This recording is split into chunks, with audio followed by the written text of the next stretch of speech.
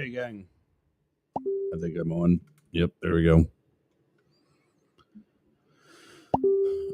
Uh, it's Friday, and already I've blown about 45 fuses trying to watch Krash Patel not lie about whatever it is he's doing at the FBI or will be doing at the FBI. Let me get some video stuff set up here. Sorry.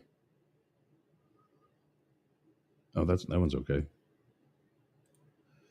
Yeah, we are, for those of you that are only kind of here on Fridays, earlier this week, we started in Australia. So we are on Radio X. You can find them at radiox.com.au. Let's see who's here. I think Blake's going to be running late. Matt's got a do-rag on. Got the beanie. Oh, the hat. You don't know what a hat is? Can you make my bubble bigger? I don't like you're trying to assert your bubble dominance. There we go. There you go. And there I am over on the left where I belong. That's the running gag here, that I'm further left than our left guy. I'm a Democrat. I didn't say I was your furthest left guy. Well, I mean, considering that I probably got more guns than you do. I mean, how does exercising your constitutional right make you more left or right? I agree. Makes us an American, sir. That I couldn't agree more, which is why I don't understand the fact that I actually read the Bible cover to cover makes me more conservative than most people. I've taken more Democratic presidents to church than I have. I mean, that's not in the Constitution, but whatever. I mean, we can talk about. We'll just split hairs. But when you talk about where things lie on the political spectrum, I think we know that's more of a. Well, I got the Blake timer here, but we don't have Blake. I see him reading our messages. He should be in. Yeah, he said he's running late. Yeah. So today, in addition to welcoming Australia to the Friday Fights Club, we are now, for those of you already a part of that club, I have no idea what we're talking about. Earlier this week, last weekend, we got a deal with the Radio X in Australia. It's mostly a rock station. I love what they do. Great music. It is now, I don't have that up. It is now, I can do this. It's now 5 after midnight in Perth, Australia. That's Western Australia. And it's 5 after 3 in the morning in Sydney and Melbourne. So we are the overnight team at Radio X. Starting next week, we will all be followed by Sportcat with an hour full of news, not just here, but I think he might also be going to Radio X, as well as one of our other affiliates, WZQR, in Pineland, Florida. So congrats to him. And all right, let's put everybody where they belong. There we are. Well, there's our disruptor. Hi. Yeah, he is. I don't know. There he is. All right. Hey, Ken, look at who's back. The guy who's gonna comment on his own comments. I'm already getting crap. I haven't even shown up yet. Well, yeah, I don't know if you were listening as you were getting set up, but we started this week in a station based in Perth, Australia. Okay. It does cover the entire continent. And so it's midnight in Perth and a couple minutes after midnight in Perth and a couple of minutes after 3 a.m. in Sydney. And I assume they're paying attention to American politics for entertainment purposes, or? I mean, everybody pays attention to American politics because America, honestly, influences the whole world. Not anymore. We don't, apparently. Well, apparently we're getting out of that game. We do, for better or worse. We do, sir. I'm sorry. I agree. The manager at Radio X sent me a clip that I might get to today. If not, I'm going to be paying attention to, because apparently the Donald Trump of Australia is trying to do the same movement in Australia by making the country uber conservative. Now, if any of you know anything about Australia, that is probably one of the most progressive countries you could live in. Oh man, hell yeah! They're about koalas and orgies. Yeah. I think that's on the motto, right? That's Yeah. It literally is. That's the crust. I think it's, but isn't it orgies with kamalas or koalas? Kamalas? No, not Whoa, koalas. bro. Freudian slip That's there, different. bro. That's different. I don't think anyone wants that. I can't imagine that voice in a sexual scenario. Oh, Dude, guys, this is Welcome, Rosie, on Chatter. Another one of our affiliates is the social media platform Chatter. Message me if you would like to join the beta team testing out the app. Rosie has joined us in the audience, and if you'd like to comment, I'll invite you to the stage. Just stay muted for the time being until I give you another shout out. So yeah. And Ken brings up a good point. What about the kangaroos? they're mean, I hear. Actually, yeah, they don't get no love. I think that's the difference. That's why. Yeah, because It's like people not knowing that hippopotamuses kill more people every year than like almost any animal. Lions, I mean, but it would be sharks. cool to be like in an orgy, and then you have like all kinds of snacks in your pouch because you're a kangaroo. And you can like eat some snacks. This has gone too far. Too far. Yeah, here's the thing. Did you hear about the lady in New Jersey, or formerly from New Jersey? She and her husband paid tens of thousands of dollars to go on this vacation to Africa, mainly to go on a safari. And as a lot of people do. And the husband had to watch in horror as wifey got a little too close to a hippopotamus. Yeah, that's lunch.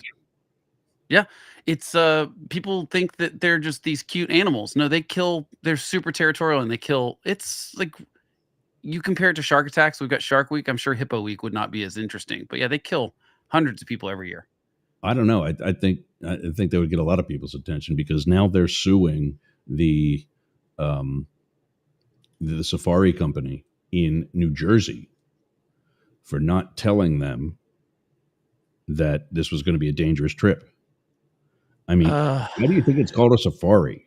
Why do you think you're in an all-terrain vehicle type of like Land Rover or Humvee and you've never seen you're that hell-bent on going on a safari and you've never seen any of the videos of like lions reaching in and swatting at people or elephants, chasing the truck down the street, down the roadway, saying, "Get out of my turf."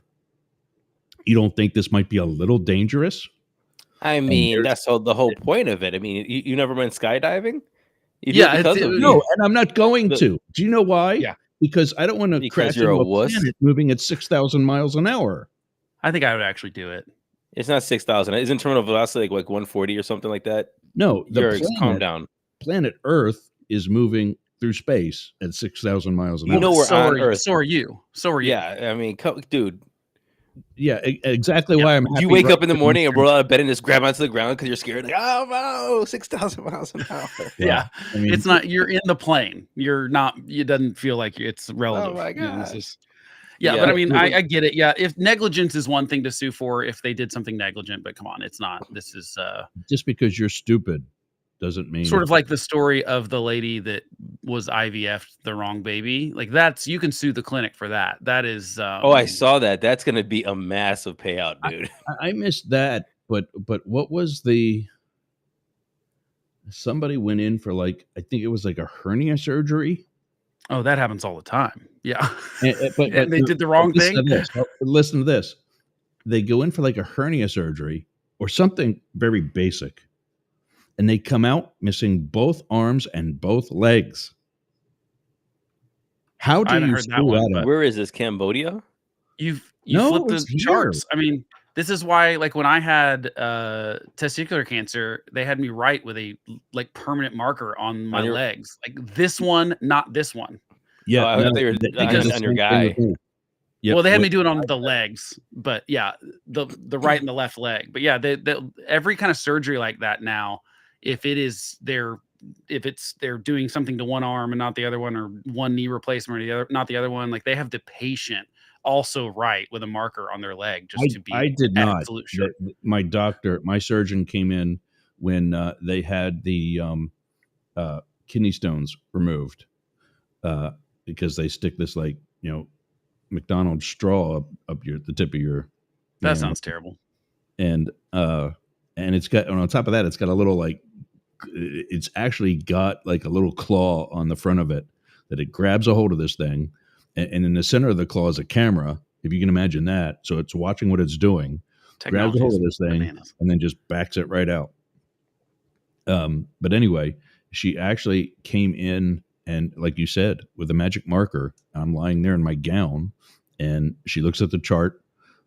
She says it to me. She's confirmed it with me that, this is what my other doctor has been saying where it's at. Actually, she was the doctor for that, to do like the sonogram and whatever that they do to find out exactly what and where and whatever. And yeah, like you said, she with a black magic marker, it's like I was drunk at a party or something. She's drawing on my leg. Yep. And they even that, so the negligence happens, but yeah, I don't think you're good luck. I mean, suing someone for not telling you the dangers of hippopotamus. It sort of seems like you're going on a safari. And I bet she wasn't following the instructions, and I bet she got too close. So what the attorney is saying is that she got too close, essentially, but that she was told that it was okay, and that the tour guide wasn't watching. And then all of a sudden he turns and she's lunch. And it just sounds fabricated to me. Well, I mean, I do think people do get too close to hippos all the time because they don't realize they're dangerous. And it's funny because you're like, a pretty basic search would find that out. Hello. Well, what are we talking about, boys? Did you hear that ding? I did, yeah. Okay. I'm trying to figure out if that's the one that is heard or is not, because I got like alarms and it's basically, so we stay on a little bit better schedule as we're about to be also monetized. What's the name of the cute baby hippo? You mean, I know what you're talking about. That's not a hippo though. That's a, it's the pygmy hippo. Yeah. Yeah. It's Mudang. Yeah. Mudang Jing or something. Yeah. What the hell is that? It was like a hippo, a little baby hippo sensation. But it will kill you probably if it's a real baby hippo. It'll kill you. It will murder you. It'll kill you. Even a small hippo is favorite. A big dog. This is like I've heard people talk about bear propaganda. Like bears are not cute. Bears will rip your face off. Yeah. I've had big dogs. I've been bitten by the one that passed away 2 years ago twice, and both times were my fault. I did not handle him properly, and I paid for it. This one, I can. Damn, it sounds like you're in an abusive relationship. No, the beer wasn't cold enough. Actually, I rescued him, so he was in a much better relationship. But today we've got. It's my fault. My makeup was smudged. Eric Adams is now working with the Trump administration. And of course, there are a bunch of people pissed about that. And so much so they've resigned. That's the U.S. attorney in New York and the deputy U.S. attorney or deputy attorney general. Whoever the new guy said to release drop the charges on Eric Adams. Yeah, that's the interim deputy attorney general. His underling in D.C. also resigned. The guy who was it's like 6 people now. It's 3 people at SDNY. It's 3 people at the public. It's the part of the main justice that will take over those cases. Sometimes it's like a public interest group, and 3 people resign from there. So it's like 6 or 7 people that have resigned. It's from the corruption department. Yeah. So there's that. Also in Ukraine, we've got the orange one now trying to blame it. And that's why I'm still, putting the Ukraine flag in the background. We've got the orange one now saying that it was Ukraine's fault that Russia invaded them again. Not Russia, but this is Ukraine's fault. And that Zelensky's a dictator, but not Putin, by the way. Yeah, you're right. Yeah, and Should be mentioned. because Trump cares about what anybody else says. And with that, we've got some reactions from the GOP, Republican members of Congress and of the House and the Senate, have pretty much called bullshit. One is licking boots still, and that's Mark Wayne Mullen. He tried to talk his way around it, but everybody else is pretty much saying, no, you need to reevaluate that. Not forcefully enough, in my opinion, but what's that? Say that again. Not forcefully enough, in my opinion. They're sort of still hedging. They're kind of going, well, he might have meant, it's not. Yeah, that's what Mark Wayne Mullen did, and I'm like, how do you get that? How do you know? That's not it. But up first, we have history being made. The first Indian American director of the FBI was confirmed yesterday by a vote of 51 to 49. Do you think that might, we're talking about law enforcement. Do you think that might raise something that we call beyond a reasonable doubt? Or raise a reasonable doubt that perhaps this guy ain't qualified? But there he is. Yeah, I think the problem is I think Trump could have picked the most qualified person ever, and it would have been 53 to 47. Does that make sense? Like, I just think we are not at a point where anyone votes across the aisle very often. Because look at Marco Rubio. He had a good. He's at least a decent choice. He's already changed positions on various. I'm going to give him a pass because he was a senator. I think because he's a colleague of those people, it's a little different. But for the most part, we've split into Democrats won't vote for Republicans and Republicans won't vote for Democrats. There's obviously switches there. Mitch McConnell didn't vote for RFK Jr. and Tulsi Gabbard. Lisa Murkowski. I think the other one that would probably have had a high number. Look this up while I'm getting ready. The video of Krash Patel. What was the votes for the CIA director?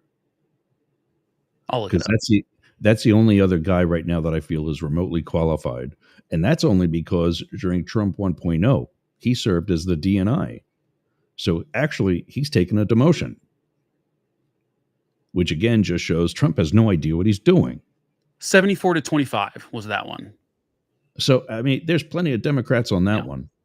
But these all used to be like 97 to 3. Oh, like most, and so even to say 25, like when he is clearly qualified to do that job, I'd say, John Ratcliffe is clearly qualified to do that job. You can't have the arguments that like we do with Krash Patel and like we do with RFK Jr. and Tulsi Gabbard and stuff where you go, is this person really, can they do this job at all? I don't think that there's any questions there. And still 25 people didn't vote for him. And so some of this is not me defending Krash Patel. This is just me saying that I think that anyone that Donald Trump said, hey, we're going to shake some stuff up. Because I actually do think of all of these agencies, the FBI needs the most help of all of them. As far as the reason why that person should be overly qualified and maybe even let, not Christopher Wray, who was there. Or was it? Yeah, but I don't think, it was Wray. Wray was the most recent one. And wasn't that the one that Trump picked in the first place? Of course, yeah, but so there's always more loyal people. And that's the other thing that we're still dealing with is, I've got the best and the brightest. Oh, this guy sucks. He's a fat slob. I'm firing him. Well, no, because wasn't he the best and the brightest 20 minutes ago? We all know what the litmus test is. Do you do exactly what I want all the time? That's the litmus test.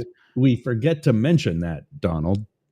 That's the Wray FBI investigated the January 6th criminals. Exactly. So therefore he is with the enemy. That is how Donald Trump's brain works. That is everything now is you're on my side or you're my enemy. That is it. Right. There is no And by the way, that can change if you come back and if you're Eric Adams and you come begging back, or if you are RFK Yeah. Jr. and you come begging back, or if you're JD Vance, or if you're any of these people, even if you called me America's Hitler, you're back in as long as you start licking boots, Which we and might say, also get to, by the way. So I'll give you an that update in the white paper. that's unfortunately where we're at. And the one caveat there with Kash Patel specifically for me is that, like, I think the FBI needs, like, I don't want to say burn it down, but like, yeah, essentially make sure that someone can do federal law enforcement. But I mean, I think I think the Washington Bureau of the FBI needs to be disseminated, because it's been corrupt for a very long time. It's been politically corrupt for a long time. I mean, going back to J. Edgar Hoover, and I think post 9/11, it's done a lot of really shady stuff on American citizens. And this is not a right wing versus left wing thing. They did illegal 702 searches for Black Lives Matter protesters and January 6 protesters. It's they're abusing their power politically, and that's not to say that the whole of the FBI is bad. The people I read and pay attention to that know more about this than I do seem to think that this is mostly concentrated in the Washington, like, headquarters, and doesn't trickle down to the Nebraska office of the FBI. But we need a federal law enforcement agency. We need to be able to go after human That's traffickers. where Kash Patel wants to send everybody. He wants to get people, and there are more. This was a stat it's not necessarily a bad thing, I don't think, because the FBI is a huge agency, but there are more FBI agents, just hump agents like I was, in Washington, D.C., than there are Secret Service agents in the entire Secret Service. That's crazy. Why do we don't need that concentration of FBI agents in DC? We don't. Like, well, so I think a lot of that is the FBI still works on a premise of, and we've gotten away from this at the Secret Service, but the FBI still works on the premise of an agent has to be in control of everything. And what I mean by that is, if there's some sort of special team, it's run by an agent. If there's some other sort of special team, it's run by an agent. We don't have that anymore at the Secret Service. We now have agents doing criminal investigations or the closer protection assignments. We even have other armed positions that are non-agents at certain spots in protection. On some details, they're drivers. On other details, they're at other checkpoints. And I'm not talking about like the uniform division. I'm talking about plainclothes people that are doing a protective function. But they also, in the field offices, do things like manage the fleet, manage the weapons vault, manage the evidence vault, things of a very specialized nature that an agent might not have that specialized training for. And I think the Bureau still has the agents got to control everything mentality. And that's why there's so many of them. I think I don't mind there being so many of them. It's just like there's too many in Washington. And my point, like, that's my point, is that I think Kash Patel actually has some things that are valid criticisms of the FBI. Like, I think he has some really valid criticisms. I think he has some valid ideas too, of like, we need to get back to law enforcement. That's really what the FBI is supposed to do. I do think the government's giving the FBI too many jobs. So there I'm going to push back, because the definition of law enforcement has been made incredibly broad with two things: terrorism and espionage. Yeah, and I think the FBI should not be in I think the FBI in terrorism is actually not. It's proven to not work well, in my opinion. Okay, I know that was a restructuring, but I'll tell you is flat out wrong. And this is a little known fact that isn't. You're not going to be able to research this. You're going to have to do something I know you guys don't like doing, and that's taking me as an expert as the source. But I know as a fact that after 9/11, the directors of the FBI and the CIA were brought before Congress and lectured on how could you make this happen? Excuse me, how could you let this happen? They pushed back and said, we weren't properly funded. If you gave us more money, if we were able to buy more toys, we would have been able to stop this. And it's really the first time Congress heard a response like that. So they considered it. And as you probably know, after September 11th, both budgets skyrocketed. During the remainder of the Bush administration alone, the two agencies working together stopped more than 100 domestic attacks that would have been in the United States that were on a level of 9/11 or greater. But some of those were borderline entrapment, in my opinion. Like what the Whitmer kidnapping case is, it was entrapment. No, that's you mean the one on the governor? Yes. It was mostly FBI agents and like 3 people that weren't, and they convinced them to do a kidnapping plot. Not one of them.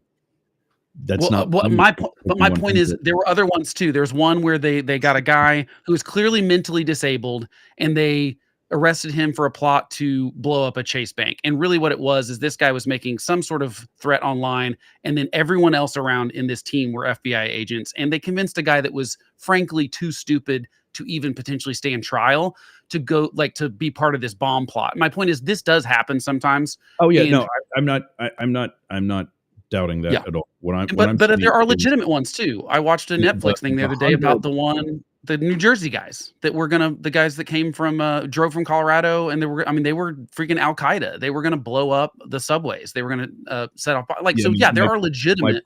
My point about the 100 that I'm talking about, you don't know about them. Oh, I'm sure. Yeah, but I'm saying briefings that are now. I'm surprised they're actually not public, because when we got them there, we were in briefings that are now no longer classified, which is why I can even tell you about it. But why could we not separate those agencies so that one is strictly domestic and one is not? Like, why could there not be an anti-terrorism agency in the United States that specifically deals with terrorism? That's what I want to know. We've got too many law enforcement agencies in the first place. Well, I know, but it doesn't seem like that. But 200,000 warrantless backdoor searches because of be able to claim terrorism. That's the abuse that I don't want to see done on American citizens by the FBI, and that is documented that it happened.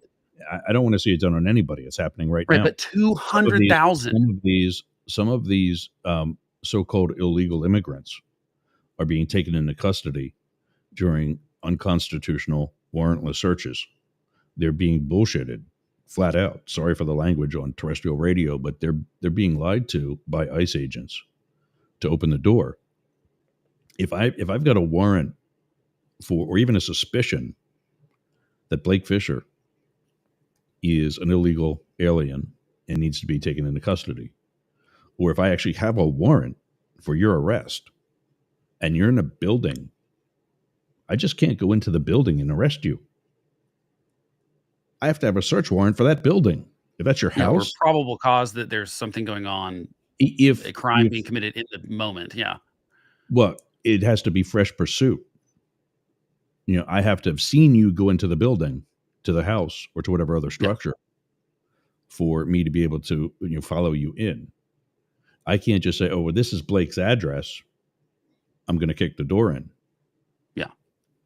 No. But I mean, those are the kind of abuses that are happening. And I think that we sweep them under the rug with they do more good than harm. And so it's worth it. And I think that we've got to change the way we view law enforcement. I think part of that, unfortunately, is that citizens don't know their rights. I mean, I think that's a huge problem, is that most people don't know their rights, and the police trick them into giving them away often. Correct. And I just think that the police and prosecutions have to be so above board, or else the entire system is suspect. It's and useless. So I think the FBI has behaved badly for a long time. And therefore, I think that it's worth saying, for the trust of people, we have to say, we are going to take this seriously. And we're going to make sure that we have law enforcement. I think the problem that Trump is doing is that he's burning everything down without a plan.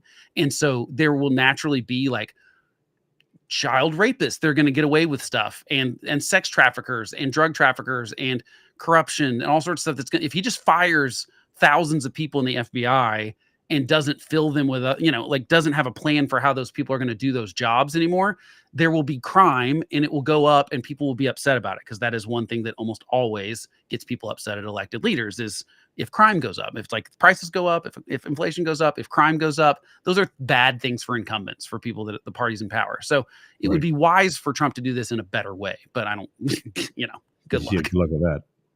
All right, I've got to take a break. When we come back, we've got the speech that we're going to break up and eviscerate of Krash Patel accepting his directorship to the Federal Bureau of Investigation.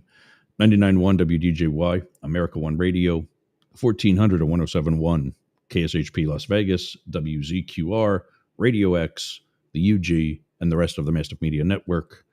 You're watching or listening to Up the Middle. We'll be back after this. What are you doing later? I'll tell you what I'm doing. I'm going to the gym, but not just any gym. Momentum Fitness and Wellness. Walk right up to the door. There's a QR code on the door. You can sign up right there. You've got no excuse. But not only that, their equipment is amazing. It's kept up well. It's expanded. There's stretching area. There's CrossFit. There's hardcore training. A dedicated area for stretching, dunk tanks, sauna, everything you need to get that Hernando beach body or keep your Clearwater beach body. You can train with your shirt off, you can scream, you can yell, and you won't be intimidated either. Go to Momentum Fitness and Wellness on US 19 in Bayonet Point, Jasmine Estates. Build the momentum.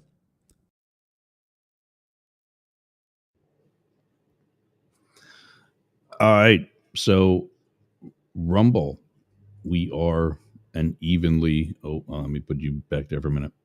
We are an evenly done show here, and we do try to present not only both sides, but to both sides. We are also on Rumble, in addition to YouTube and Facebook. I'm considering going back to Twitter only for that same reason. I don't believe that Elon Musk knows the first thing about free speech. Say that, and literally in the same speech talk about censoring somebody. But we want to present things not only from both sides, but to both sides. And if you want the paid subscription to Rumble, go to where's my list at?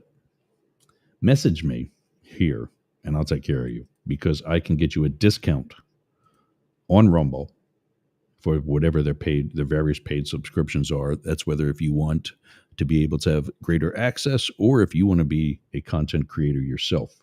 Send me a message to an email to news, NEWZ, at Yergz, YERGZ.com. We use a lot of Z's here for those of you just joining us and just learning about all of us at Mastiff Media and Up the Middle. All right. Let's get to bring the guys back out, and we'll get to. Checked Rumble. It doesn't look like we're live there. What's that? I just checked Rumble. It doesn't look like we're live there. Oh, okay. I'll check that while we're watching. Just FYI. Are you? There's actually two channels. Are you on Yergz Media or? There's Yergz Media, and I think that's also Up the Middle. There's. I just checked Up the Middle, so let's try Yergz Media. Let's see what's going on. Oh yeah, there we are. Never mind. Okay, so it's on Yergz. Okay, good to know. It's on Yergz Media. Cool. Thank you. All right. Well, we've got Krash Patel, and this is the only feed I can find of this. Sorry. This is the only feed that I can find of this. Yeah, I watched this morning. It's a continual loop. So, which is super weird. No, but that's from the inauguration day. That's not from after his confirmation. That's not the right speech. Oh, is there one then? Because that's what I Googled.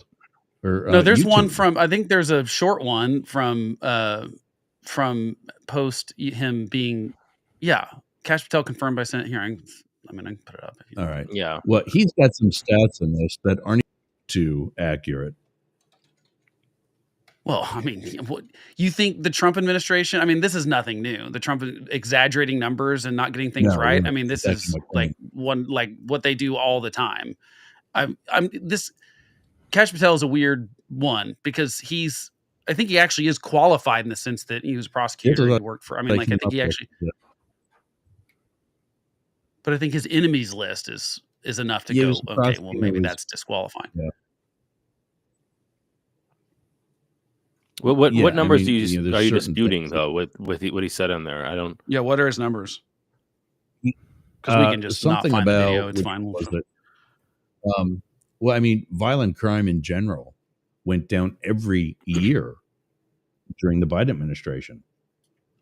The numbers I know he And rattled he off said- were that 100,000 people died of fentanyl or Right. were overdosed on Yeah. fentanyl, which I think is true. 100,000 in rapes, 2023. which is Yeah. 100,000 rapes, which was true. Actually, there's way more But sexual see, assaults, like 800,000. the difficult thing about rapes is that the number that you're going to get is combined with sexual assaults, and it's almost No. half I of- just said that, Yergs. I said that No, there's he's saying 800,000 there's more. sexual assaults and 100,000 rapes. Okay, all right. He said there were 17,000 homicides, which is honestly down from what it used to be. So that's It way is down, but it's he's still it's still up from 2019 numbers, or it's at least. No, I think that's still down, bro. No, Is it no. okay? Yeah, it's down. There's some weird stuff with violent crime. Like, Murders we are a used to little be at easier. like 30, 40,000 murders a year. Oh yeah, in like in the 92. US. Yes. I'm saying it did Even recent history. This is way down for the Yeah, no. US. Yeah, the murder rate is generally easier to track than the rest of violent crime because we have a body that you can't Yeah, you're either it's either dead or you're not. dead Yeah, or not. exactly. Yeah, so it's Yeah. a little easier to track those, but some of the other violent crime stats are incredibly hard. I've read a lot of stuff about how the FBI's numbers are different than the one I trust. Because of that issue, they even redefined some of the different, like sexual assaults and the rapes were redefined back in 2012. Yeah, and there's the other problem is that you don't just have an FBI designation of it. Every state can have a different definition of some of these things. And so it does get tricky. There's one that's like an index that basically takes some of the government stuff and some survey data too, and then combines them because the survey data is sometimes more accurate in the sense that they are saying, have you been a victim of a violent crime? And they're doing it like political surveying and then extrapolating from those numbers, what the nation, because a lot of them go unreported too. I know locally we have a problem, and I'm sure this is in every municipality. Like the police cannot get illegal immigrants to come to the police if they are robbed because they're worried that they're going to get, in trouble or something. And they're like, so there are people that are specifically targeting those immigrants because they know they will not get arrested for it because they're not even going to report the crime. And those surveys will pick up a little bit more of that data. So it's about the last data I saw said violent stuff is about even as where it was in 2019. It's not actually ticked up or down in a significant enough way where we'd say, oh, there's a good pattern or a bad pattern here. It's just kind of been flat. But still 17,000 people, 17,000 homicides, 100,000 rapes, 100,000 drug overdoses. These are, I agree, not numbers that we should be proud of. Like we should want those numbers to go significantally down. I mean, obviously, they have for the past 4 years. And well, no, I think they've been more flat. I think we learned that some of the down 40% is flat. They weren't down 40%. I mean, like actually, Philadelphia. they are. They're that's not. See, this is significantly. you're looking at some cities, but like when you look at the country as a Blake, whole, we're looking at the country, Blake. I'm sorry, I have to disagree with you here. That's just wrong. Yeah, it's not down 40%. They're down significantly. Yeah, they are down It's not, no. significantly. But it's not. Blake, look it up. data, I'm looking at the numbers absolutely right here. Whose numbers sir. are you looking at? it's right in front of numbers? you. Look at the screen. I'm sorry. Should I quote Blake's numbers? Yeah. No. But I'm like, but it does matter. Your own report? No, because it matters because the FBI's data, for example, is not comprehensive. They do not get it from like 20 states. So that's why I'm not getting it from 20 states. I'm getting it from ABC News and Datalytics. But that's why I'm saying it's important to know where the data comes from, and I think it's important to look at all the data. Screen. Okay, but I'm saying I'm talking. The people that take that data, all the data and all the survey data, and then extrapolate what they think it is, they basically say it's been flat since 2019, maybe gone down a little bit. It's definitely not what Donald Trump was saying on the campaign last year, where it's crime's out of control and we're having these crazy things. It's also not what Democrats say, where it's just like hunky dory and things have gotten way better. It's a combination of both. And Homicides across the United States are poised to plummet for the third straight year as 2024 winds down, driving the nation's annual murder toll down to levels not seen since before the pandemic. Right, but that's the problem. This is like when they compare it to money during the pandemic or jobs, like we've talked about during the pandemic. There was a spike in the pandemic of all these things. Before the pandemic, don't you understand? No, I do. Well, that's why I said it's been basically flat since 2019. If you basically take into account the bump and the drop during a very particular time. Right, and that's what I'm saying. It's back to where it was pre. I'm telling you, I've done a lot of research on this. Yeah, actually, I'm gonna go with Blake with this one again. Sorry, I have to go back. It is. Yeah, we're basically at 2019 levels. We're basically do anything you want to do with statistics. After all, I'm not trying to. That's the thing is, I'm not trying to do something with statistics. All murderers once drank milk. That doesn't bode well for the dairy industry, does it? That's a correlation causation problem. If it doesn't matter. What's your point, Yerks? Blake, what's your point? I don't really care. I don't care how this argument. Patel has been, as well as the rest of the administration, and there they are having pep rallies for things like he signed one thing for IVF. Now all of a sudden Trump's the good guy. He did one thing decent in a row. Everything Trump does, everything he does is performative and not like all the Doge stuff right now, USAID, all of this is performative politics. It's not actually making a dent in the actual problem. So you're right. The Lake and Riley Act is not going to actually solve illegal immigrants doing crimes. It's not going to, because it could actually create more problems, because basically what it is, it's a political thing that we say, we won this battle. And Trump likes to do that. He likes to say, we won. Look at what I did. It did well. The truth is, these things that like make a difference in long-term crime rates take a long time. They are not quick political things that you get credit for immediately. Trump has no interest in doing the hard work. He wants to get the quick wins. So you're absolutely right about that. I'm not saying the Trump administration is doing anything well on this. I'm just saying the hyperbole that we got during the campaign last year, where Democrats were pretending crime was just way down, is not true. They're comparing it to 2020, just like they were comparing job statistics to 2020. It's not fair to say you gained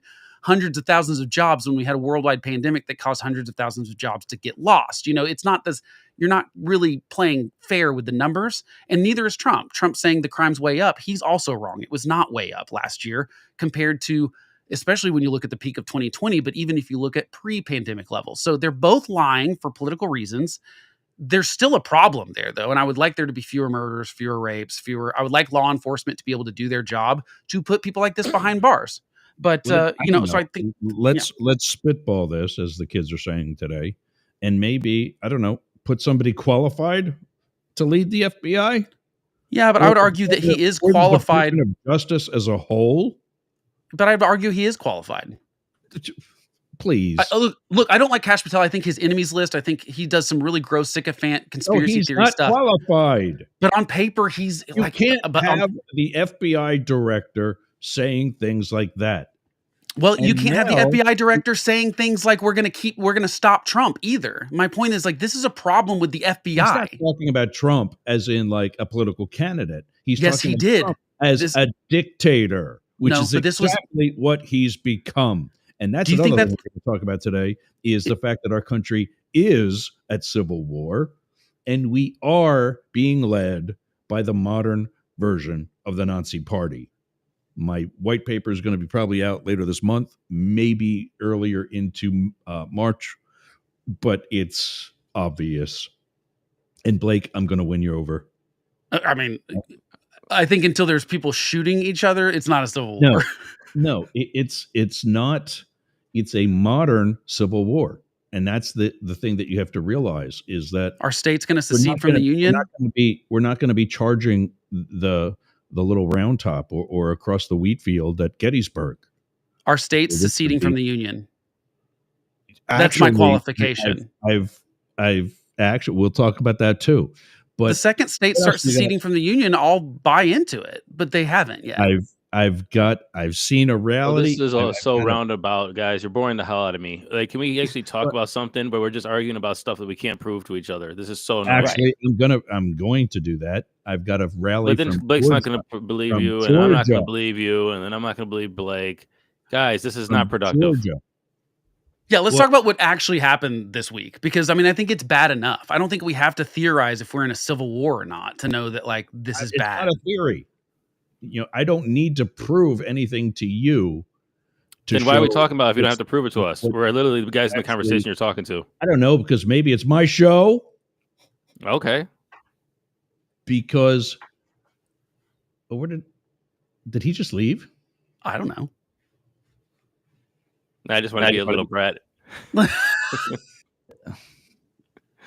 Guys, come on. That works a lot better if there's either like a hang up or a slam door that can happen. But like digitally, it's really just not satisfying to bail. It needs a door slam sound. That's what we really need. I'll put that in next time. No, I agree. I think the stuff that actually happened this week is actually super dangerous and super like I think it's kind of like we're going to go one way or another as a country. And this is, keep in mind, not Jurg's hyperbole where everything that Trump does is the worst thing that's ever happened and he's Hitler. This is actually bad. The IVF thing, I think the IVF thing that he did is at least a step. Nothing matters on the IVF stuff. Doesn't matter at all. Why? Have you ever because it does kids? No, here's the reason it doesn't matter at all. All of that, all of that's a distraction. Kids? Yes, I have kids. Are they yours? You're not going to convince me that matters more than siding with the bad guys in Russia. Answer the question. Are they yours?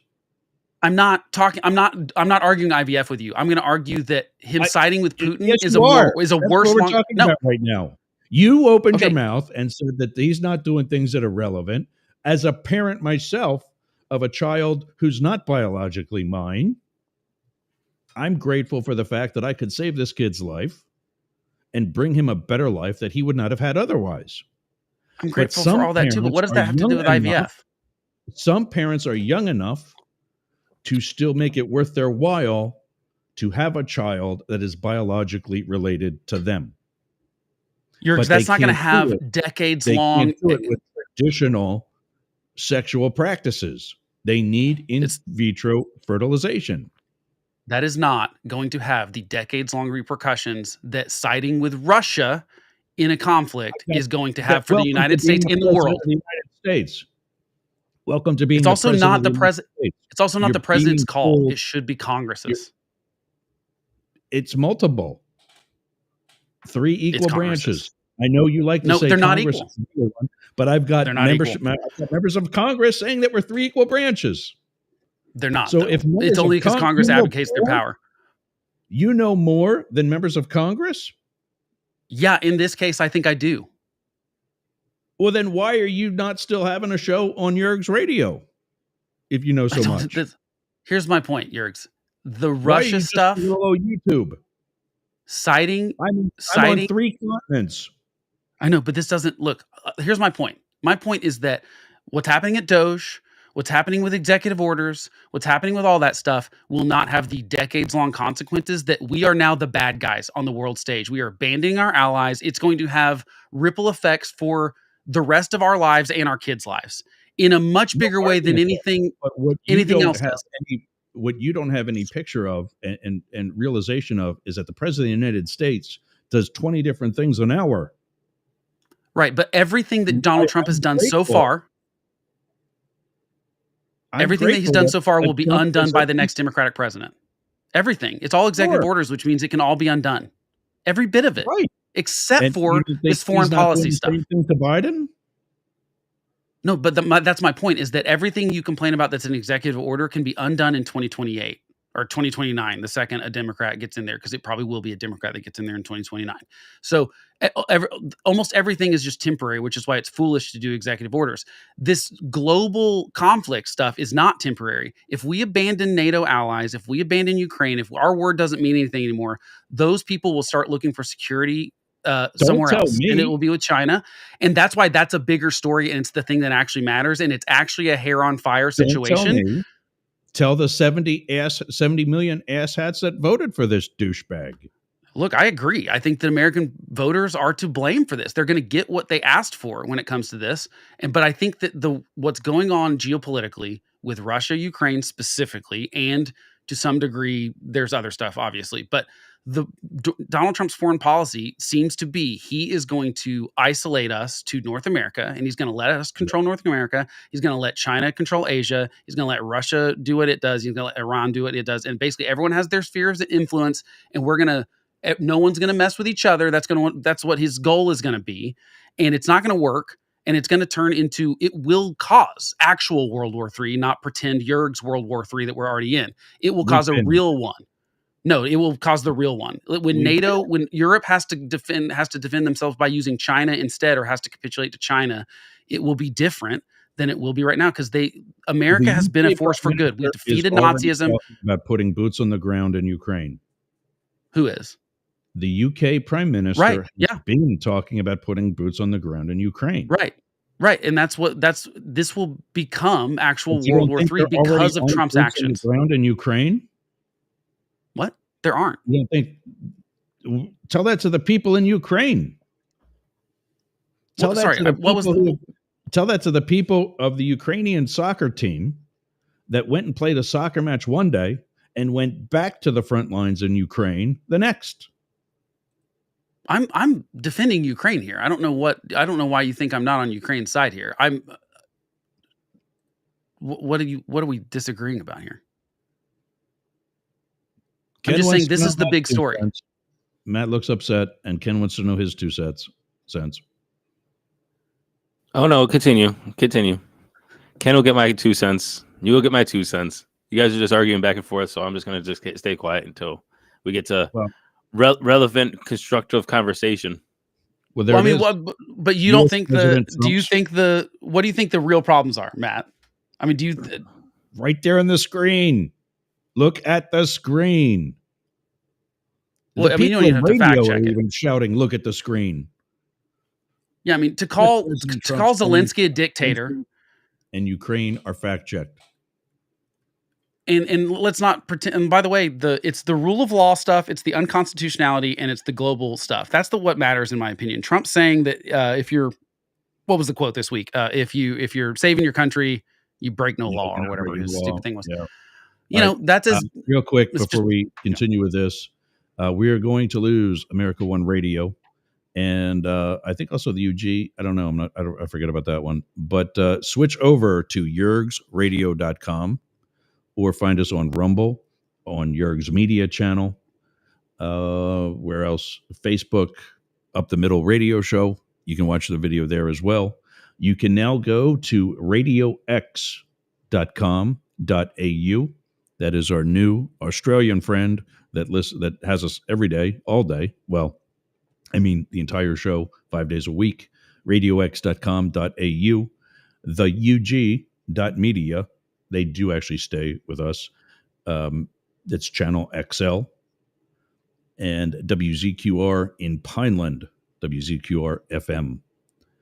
99.1 WDJY.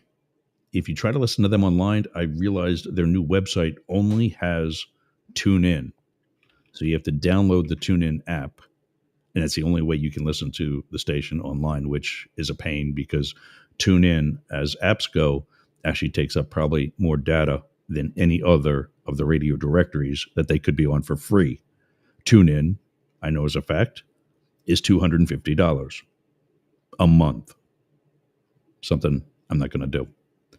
All right, so see you there. If we lose you in the next couple of minutes, this is where we'll be. So come back to us and continue with what do we got? Yeah, Ukraine. So Trump has said that Zelensky's a dictator, that he could have ended the war, or he wouldn't have even let it happen, which if any of you know anything about moving a military, you don't just move a military in 20 minutes. He also said that he started the war, by the way. He's responsible for it. That Zelensky is, that Ukraine started this war. which is insane. Absolute bullshit. Yeah. And there's no other way to say that. Sorry for our terrestrial stations, but not sorry. I got to pull up something else here so we can. We're explicitly siding with the bad guys. We are siding with the Axis powers. We're siding with. I mean, that's that's what we're doing. 100%. Yeah, 100%. I wanted to find something else while we're still talking about this. So, Matt, anything? Hi, Yergs. Hi, Ross. Jump in. The water's warm. Actually, getting kind of hot. Oh, don't worry. I'm sunbathing right now. Getting a tan. What the hell? So Trump's relationship with the Ukrainian president, Volodymyr Zelensky, soured publicly as Trump called Zelensky a dictator and said that he started the war in Russia, with Russia. A claim PolitiFact rated pants on fire false. Wow, that's deep. The war on words has escalated after Zelensky accused Trump of repeating Russian misinformation. Yeah, I'm going to go with that. That's true. Trump, who sent a Did it call it disinformation? It's propaganda is what it is. I mean, let's get real about what it is. So, yeah, I've actually seen a thing about that is David Beckmeyer has an episode on how to handle the flat out bullshit of the world. I got to look that up and bring that in. I'll find it this afternoon and put it in the show notes. Here's the thing. It's impossible. Every Trump supporter I talk to, even the reasonable ones that were like, well, he's better than Kamala. I'm not talking about like hardcore MAGA people. The rights media ecosystem is not saying these things. They're not. They think that what they're hearing when it's like, oh, well, it's actually, Ukraine provoked it. And it's because they wanted to join NATO and all this stuff and like excusing these are all Russian propaganda. These are Russian lies that they're peddling and they don't know it because the media they pay attention to peddles the same thing. I mean, we could get back into the whole thing where Russia was paying a media company to get pro-Russian stuff from people like Benny Johnson and Dave Rubin and these conservative YouTube people, and they're playing along. Sometimes they're the useless idiot and they don't understand what they're doing, and sometimes they do know what they're doing. And I think Trump is kind of part useful idiot and part it's just the vendetta against Ukraine and Zelensky because of his first impeachment. I think that's really what this all stems from. It's not a worldview. I'm still going with he is still networking to get the hotel in Moscow, which is what he was trying to do during the first administration. I don't even know that his motivation is that you well said thought earlier out. yourself. He's transactional. I don't think he is a dummy. I don't think he's a dummy, and I think he's skilled at making these manipulations to get what he wants. Right, And but he cares more about retribution than getting the hotel. Like he cares about punishing his enemies more than getting a hotel. Frankly, I mean, I think just his actions show that, and he's more interested in punishing Zelensky in Ukraine, including millions of people that are like. Keep in mind, Russia is raping people. They're kidnapping children. They're taking them back into Russia. They're brainwashing them. They've bombed people at funerals. Like this is not Russia is like committing war crimes left and right in this thing. This is not a just war at all, and not just the invasion part, but like it's not being ran in a way like this is. It's what we have considered war crimes is what they're doing, and Donald Trump he's more concerned about, because of his first impeachment, punishing Zelensky, and therefore if it's the whole of Ukraine that gets punished because of that, he doesn't care. And my point is, this is going to have decades long. We're not like. The next president can't fix this because the problem is the people of America are backing this. And time will tell. That I'm going to push back on. And not enough. When it comes down to the population of America, just over 20% of the entire population is all that voted for Donald Trump. Now, not all of that entire population are registered voters. But when you take an opinion of how the entire country is looking, it's between 20 and 25% actually voted for Donald Trump. Of registered voters, it's at about 33 or 34, something like that. That's still not a majority. If the people Blake, if the people If you're not coming out and who voting, voted do for a you care third about party- anything? If the people who voted for a third party voted for Kamala Harris instead, we wouldn't be having this conversation right now. Yeah, but you can have that conversation every year. I mean, it's not. Exactly. The problem is not the people who are stupid enough to vote for Donald Trump. It's the larger third of the pie who didn't vote at all. I don't No, like the I agree. I don't like the third party conversation because we assume we know how they're going to vote, Right. and you don't. that's just not correct. We assume like, And- if they voted, if they didn't vote or what they voted for, they would vote for Kamala. We don't know that. It's also very obvious that they wouldn't. Who did not vote for Kamala? I who mean, voted for Joe Biden and Hillary Clinton in the previous two elections. Those numbers are down. Fact is, Kamala Harris, out of the three Democratic candidates in those different elections, she came in third, handedly in third. Right. Although my argument would be that Joe Biden would have gotten fewer votes than she did in 2024. But yeah, I think Matt's right. Like those, like especially Green Party, like those people vote the same. Like that percentage has been the same for years. Jill Stein's gotten the exact same vote percentage. Those people are either voting for her or no one. They hate Democrats. They hate Republicans. They're not doing, so, but I agree. The people that don't vote. So that's why I think it matters how voters react. I mean, if the American people go with this, yes, we're cool with backing Russia as the bad guys and we're going to be on team bad guy now, I think that ruins America's reputation for generations. Not just like, that's not something that you can get back because the next Democrat president is like better with foreign policy or even Republican president. Like it will shift allies. It will shift it will shift NATO. It will shift Europe. It will shift what countries that are actually going like, Poland's going to go, look, we got to do whatever we can to avoid being invaded by Russia. And if that means we have to capitulate to China in some way, they might do it to survive. And I think that that's a really bad future globe that we have where America's not helping fight the bad guys. Because I have two thoughts on this. Since Ken is asking for my sense, so I'll give you my first cent and my second cent. My first cent is I do think that this is a referendum. And because the American people didn't know what was happening, right? The American people. The problem is, and my whole thesis is about Congress and Congress not doing the jobs that they're supposed to do, being the power of the purse and controlling spending and so on and so forth, and also not having the political clout to weigh in on, say, forever wars or or military involvements that we shouldn't be in.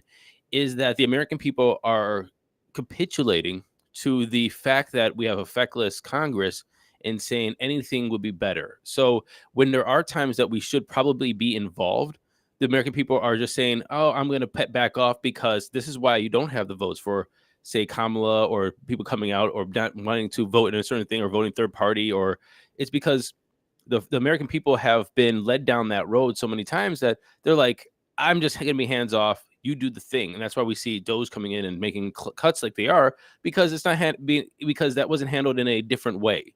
And so you see Doge come in, you see Trump come in, you see this whole I guess movement of let's just get out of all these things, even if it could be something that we want to be involved in, or they're going to have a big a picture of NATO or whatever.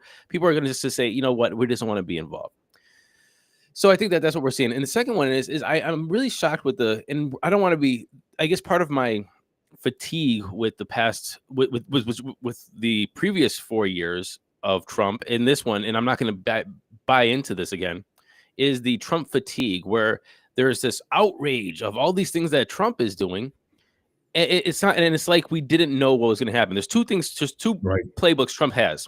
The first playbook is he does things to get media attention, and then you have this media attention and this outrage, and everybody's outraged, and then nothing happens because Trump just does this to bait people for outrage, and he says things to get media attention.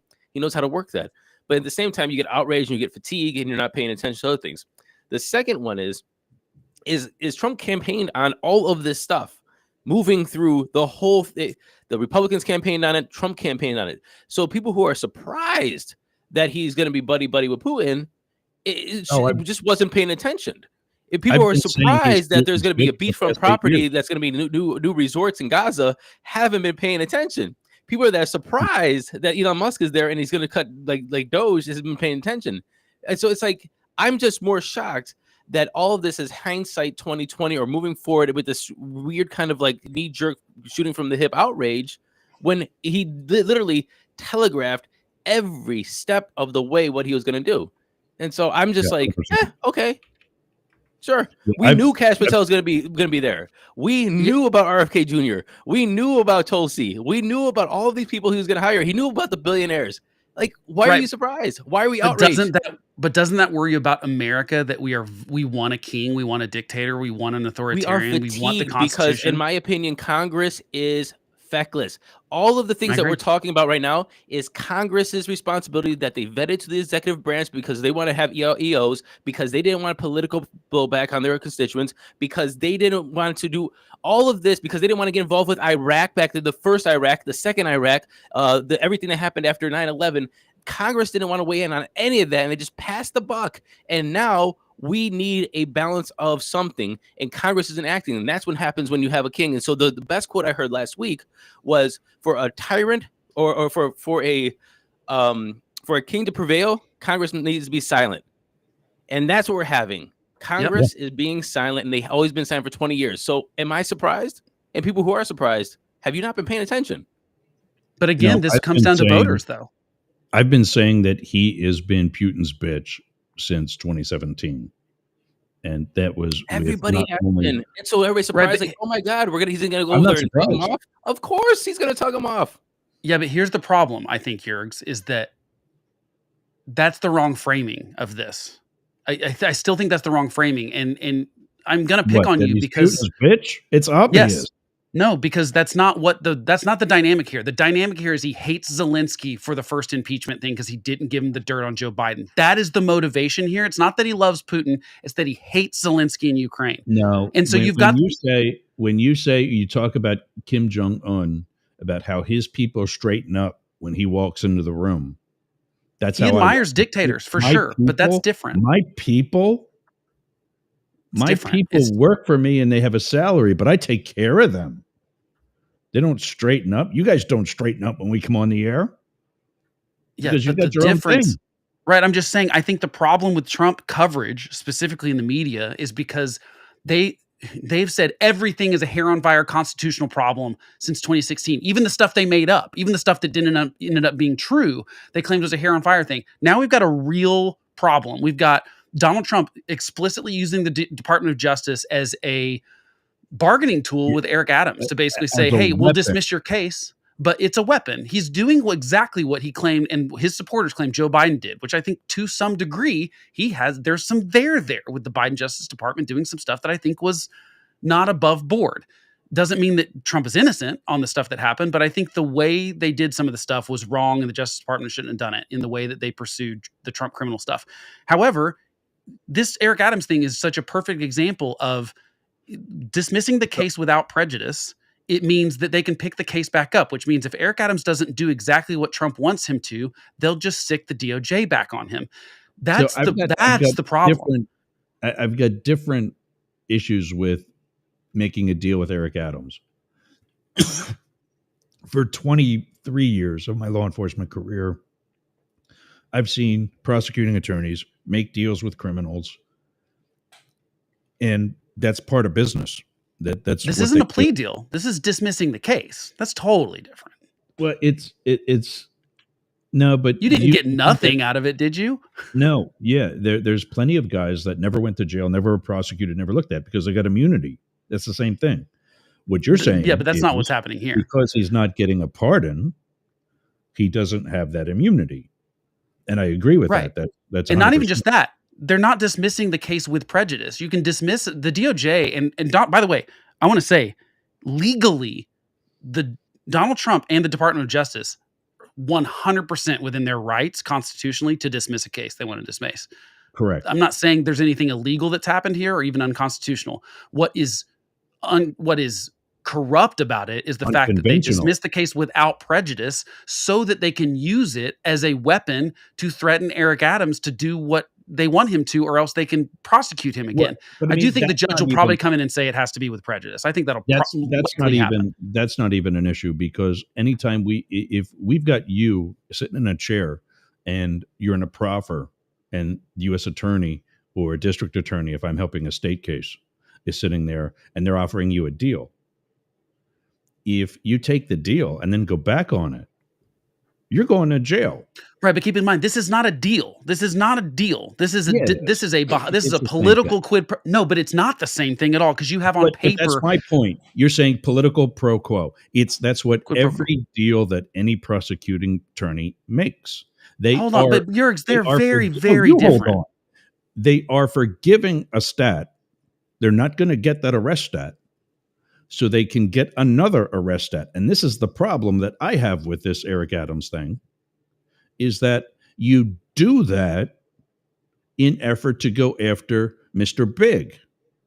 Eric Right. Adams is Mr. Big. Right, but my point is, I think we need to be very careful about, like, there is no legal piece of paper that says Eric Adams is not getting charged for this in turn for witnessing, being a prosecution witness against someone else. That's not what's happening here. It's just we're dismissing it, and the justification is we need Eric Adams to help us deport people in New York. The so-called Mr. Big is helping with the immigration issue that he was totally against. separate. Yeah, and that's where I have the problem with it. But I've got something queued up that you've wanted to see and hear. So we got to go back to the Ukrainian thing for a minute. And we can talk about Eric. I think we've already concluded that. Yeah, I mean, it's just like, Eric that's Adams just like the issue. A really important development. But yeah, I don't think it needs to be discussed anymore. But this is Senator Josh Hawley, among others, who is speaking out against Zelensky being labeled a dictator. Do you agree with President Trump that Zelensky is a dictator? I would say that. I think that the point the president's making, though, about elections is really an important one. In the Second World War, Britain did not suspend elections. I think the suspension of elections in Ukraine is a bad deal. It's not good. It wasn't good when they did it a year ago. So Zelensky should hold elections. He is the elected leader of the country. But the presidents are president. That's right, that they haven't had elections. They're long and good. When you claim to be defending democracy, they need to practice it. And that's really Zelensky. Give the Ukrainian people the chance to weigh in. So I think that's an important thing. So the president said that he's also blamed Russia as well, and has just... No, he hasn't. 2 weeks ago was threatening to sanction Russia if they didn't come to the negotiating table. Now, lo and behold, after he threatened to sanction them, impose additional tariffs on them, they came to the negotiating table. So I think that's a good start. But this is going to be a process. And I hope it'll be swift, because we need the war to end. I think President Trump, on behalf of the American people, is trying to negotiate a peace between Russia and Ukraine. He talked about it a lot on the campaign trail. He said he wanted to bring peace. The war has gone on long enough, and I think he's going to deliver on that. So how we get there, I trust President Trump. He's a master negotiator, and I think he's going to get to a lasting peace. President Trump ran on the idea of bringing peace, and that's what he's going to deliver. And I think we should cheer that. we saw enough of this. Yeah, this is enough. I mean, like, here's my two things I got from this already. Number one, I sent you a link in the private chat in here, by the way, on stream, because I posted this from Stephen A. Smith, which I think is really telling about the Democratic Party. But other thing that we heard the other day about Eric Adams, if you want to go back, just juxtapose these two things, is that the governor Hochul, however you say her stupid name, Hochul, it said that she has the right to take him out of office. She does, which is not democracy as well. And so no, but it is. It's in the New York Constitution. It is. Just because it's in the Constitution doesn't mean that is the right choice for the people who voted for this guy, and also it is going through litigation. If you think that it's never been used. It's never been used. It's never been used. So if you, but that's the whole point here, is that either we're going to champion democracy and role model democracy, or we're going to start yanking people because of accusations and things like that. So these are juxtaposed, in my opinion. And the other thing, putting Stephen A. Smith on my show. You don't like Stephen A. Smith? A loud mouth. Yeah. You don't have to put him on your show. Is he actually saying something intelligent? I'm going to hold you. I think it shows. I think whatever he says here shows the apathy and the decisions making of the Democratic Party. That also. Okay, so the other thing I've heard from that video that we just saw about Josh Hawley is that they abdicated their power again to the executive branch. They said, "Hey, no, we just trust Trump. We're going to be hands off. It's too politically dangerous for me." And they said, he just does the thing. And so Congress, this is what you're talking about: boots on the ground. We're talking about a war. We're talking about national security. You're our elected officials from our state or wherever, and you're saying, "Oh, I don't want it." This is the issue. It's it. This is the issue. Congress, and you have all the power. Congress has all the power. They're the ones that get to vote to send money or weapons to Ukraine. It's not the president of the United States. Two people, Josh and whoever the other senator was, I wasn't paying attention, both said, "Hey, well, we just trust Trump. You do the thing." Yep. We just trust him. He's a good negotiator. And here's the other thing that really bothers me about all this. Every Republican that came out and said, "Oh, I don't agree that Zelensky is a dictator," then with everything else they said after that was a lie. So the reason Ukraine's under martial law because Russia invaded them and tried to, take over their country, and they declared martial law. Their constitution says that they're not allowed to have elections during martial law. How would you suggest that Ukraine have an election right now when Russia will bomb people that go to a funeral? You don't think they're going to bomb people if they go to a polling place? Not to mention Russia controls 20% of Ukrainians. Yeah. So it'd be like having a United States election with only 40 states. Do you think that's going to be a good election? On top of that, he's more popular than Trump is. I thought of this often. I want your guys' opinion. If we got attacked, significantly attacked by, say, China, boots on the ground, and we're in a war, would you want the United States to be conducting an election if we're fighting if we were fighting, say, on a front in, say, Colorado down to Texas? We're talking about significant, which is when we lost some territory and we have a president and we need to do elections. Would you say, like, hey, we need to change the executive right now? I'm pretty sure constitutionally it's unconstitutional to not have an election. We don't have a trigger. We did during the American Civil War. Lincoln was reelected in 1864. That's true. Yeah. And the problem with that, though, is those states that succeeded did not vote. Right, but so then maybe Ukraine should have an election. Now because it's different. Their constitution doesn't make it right, dude. And that's what you said about the New York thing. Just because the governor can take out Eric Adams doesn't make it right.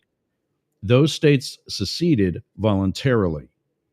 The Crimean Peninsula did not go to Russia voluntarily. The territory lost this time around did not go to Russia voluntarily. Right. So it's a huge. The people that left the United States during the American Civil War wanted to. And here's the thing. I think, frankly, that you never supersede the Constitution for good reasons. Like, I don't think there is any good reason. I think you can change it. I think I'm fine with that. If you change it the way that it's according to, and we've done that over and over again. We've added 17 amendments to it that we didn't have before. Okay. So I'm fine for amending the Constitution the legal way. I am never okay with saying, I know the Constitution says this, but I'm going to do this thing that's unconstitutional because it's for the greater good. No, I think that's how you end up shredding the Constitution. That didn't answer my question, though. What about Ukraine in this situation? Is that during times of war, just like it's a Roman ideology and template, is that during times of war, the president has more authority individually. Right. And I disagree with that because that's what basically that was Wilson's game plan. Essentially, he loved the idea of war all the time. And that was essentially how we get FDR and kind of really the executive branch blows up because of World War II and FDR. And that's where we start getting this abdication of power from Congress to the president. So I don't believe that the president should be any stronger during war than he is outside of war. Now, I'm all for, I'm okay with some of the emergency stuff. The reason for that, and it makes sense, is that during times of war, there are strategic things decisions that have to be made that you don't have time to ask the opinion of 535 people. No, of course. And that's why you can say the president does maybe have specific wartime capabilities they didn't have otherwise. I also believe that most of the executive branch is mostly using emergency powers all the time, but they're claiming everything's an emergency. So this is Joe Biden trying to say you don't have to pay your rent because it's an emergency, and it's an abuse of that power. I think what Congress should do, and what I would hope they would do, I think every emergency power should say you can use this power, but 30 days after it, Congress gets to look at it and go, take it away or give it back to you. And I think everything should have basically expiration on a clock the second you start it, because the presidents are abusing that. And Donald Trump's doing the same thing. He's claiming everything's an emergency, and everyone knows it's not an emergency. Joe Biden tried to claim COVID was an emergency through like 2023. It was insane, the stuff he was still trying to say COVID was the emergency. And so Congress needs to button up those laws. But Matt, you're right. Will they? No, because they're feckless. Here's what I'm worried about. The thing is they will button up the laws, and if they button up the laws, they won't have the power or want to exert the power or use their power to do the thing that needs to be done. So I'm almost at a point, and this is why I think we have the capitulation of the American people. It's like we know that they won't do the thing, and so at least Trump is doing the thing. So the king is doing the thing. Yeah. Fine. The king, we take the power back from the king. It goes back to the people, right? The Congress, and now the Congress doesn't do the thing. And you know what's going to happen? We're going to give them back the power because they're just feckless jackasses. Yeah. But I still say that boils down to the voters demanding it, because they're also the ones that are okay with Congress not doing their job and not replacing them. Because that's the thing is, the whole of Congress, the whole of the House of Representatives, we could fire every 2 years. You could fire every one of the 428 members. Yeah, but that also means firing your own, and nobody wants to fire their own because mine's good. That's why I'm saying we've got a voter problem. We've got an American citizen problem. We've got American civics education problem. We've got all sorts of problems. They all root down to voters. They all root down to like we have the power and we're not using it to fire Congress. And then Congress, like we allow the bad behavior of Congress, and we've allowed them.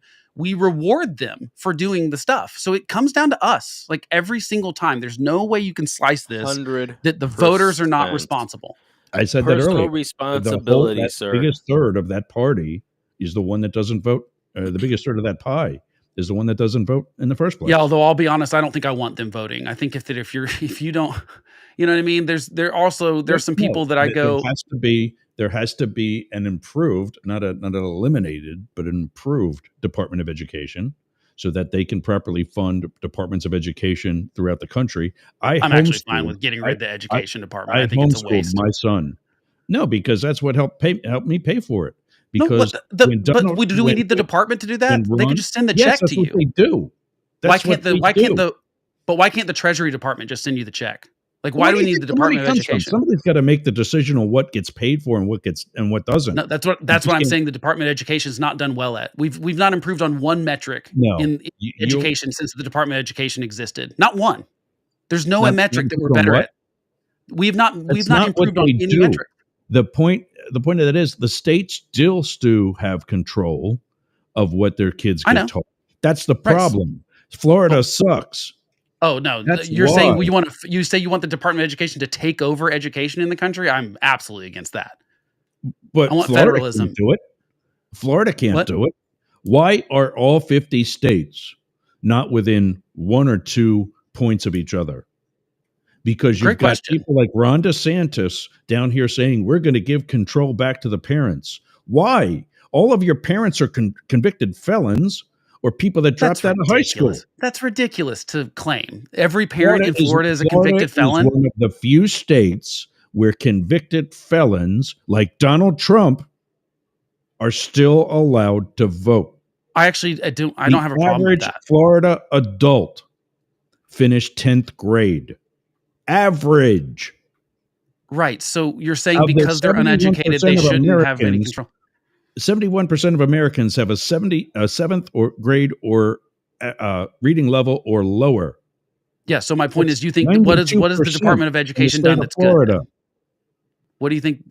This is my point. What do you think the Department of Education has done that's good? I think that we need shakeup. That's my point. Up to an average level of the rest of the country. All they've done is lower the average. My point is, I think there's a lot of things in the federal government that need shake up, and the Department of Education is one of them. I think needs shake up because it's too many administrators. Administrators don't make better education. Forget about going to your son's football game or having them have a paid lunch because you can't afford it. Because that's Department of Agriculture. That's not Department of Education. Comes from. That's Oh my Department of God, Agriculture. we're You don't arguing even know. about semantics again. Oh, here we are. It's not Oh my semantics. It's God. like you've got to be more educated about that. The money for school food comes from the Department of Agriculture. It's not the Department of Education. So it's important to know that before you say school lunches are going to go away. What about the programs for undereducated kids, the special ed? Where's that come from? That comes from the Department of Education. And I think that money should be spent at the federal level. I just don't think we need the department to do it. I don't think we mean, who does it? We don't need administrators. You're worse than Ron DeSantis. Okay. He wants to give my 2 cents then. You're talking about federal, and why not states? Why can't it go to the state? He wants to give the power back why can't it go to the states? Who don't know what they're doing. Why can't it go to the states? What happens to experts actually doing something? Like I don't want experts. And why is it always the bureaucracy experts that are the ones that are right? Right. That's my question too, because I don't believe they are. If we voted for just because you were a public worker doesn't mean like everybody's like. Yergs, tell me a federal bureaucracy that's done a good job over the last 50 years. Tell me one that you think has been more efficient than it would be at a state level. Department with data to back it up. Medicare, Medicaid. That's different. That's different. That's something that has to be federal. Yes, it is. Department of Homeland Security is federal. That's what I'm saying. That has to be federal because federal law enforcement of terrorism or the army, for example, those have to be federal. I'm saying something that there's a state department for too. There's no state Homeland Security that doesn't exist. Medicare, Medicaid. Yes, there is. I think that's better nationalized. No, but I don't think so. I think that it would be better to give that money to the states and let them figure it out. You want the operation and your health care paid for by somebody who would rather make a profit than make you healthy. Well, putting it to the states doesn't mean it's privatized. Because competition actually makes it's not privatized if it's in the state. Putting it to the states doesn't make it privatized. So that's not even the conversation. I think all federal dollars. Better. I think all federal dollars should go straight to states without any. Matt, finish. I'm saying the same thing as Matt. No, yeah, let him say it. Yeah, he's saying the thing. Okay, this is the way I look at state funding, and here's the way I look at state funding. I think that most of funding for projects should be in the state's hands, unless it makes discriminatory practices between state to state, and that's why I think there should be a universal. And so, just let me finish. And so, I don't think that having a better education system, say in California or Ohio, is discriminatory. But I would say that being not able to go from one state to the other and having, say, abortion rights not be the same throughout the United States is something that's discriminatory. So that's kind of like where I stand on it. What is the overall ethos of the United States? Not just a competition between different states for economic or moving or upward mobility and so on and so forth. So that's kind of where I look at it. I just don't. If you understand what I'm saying.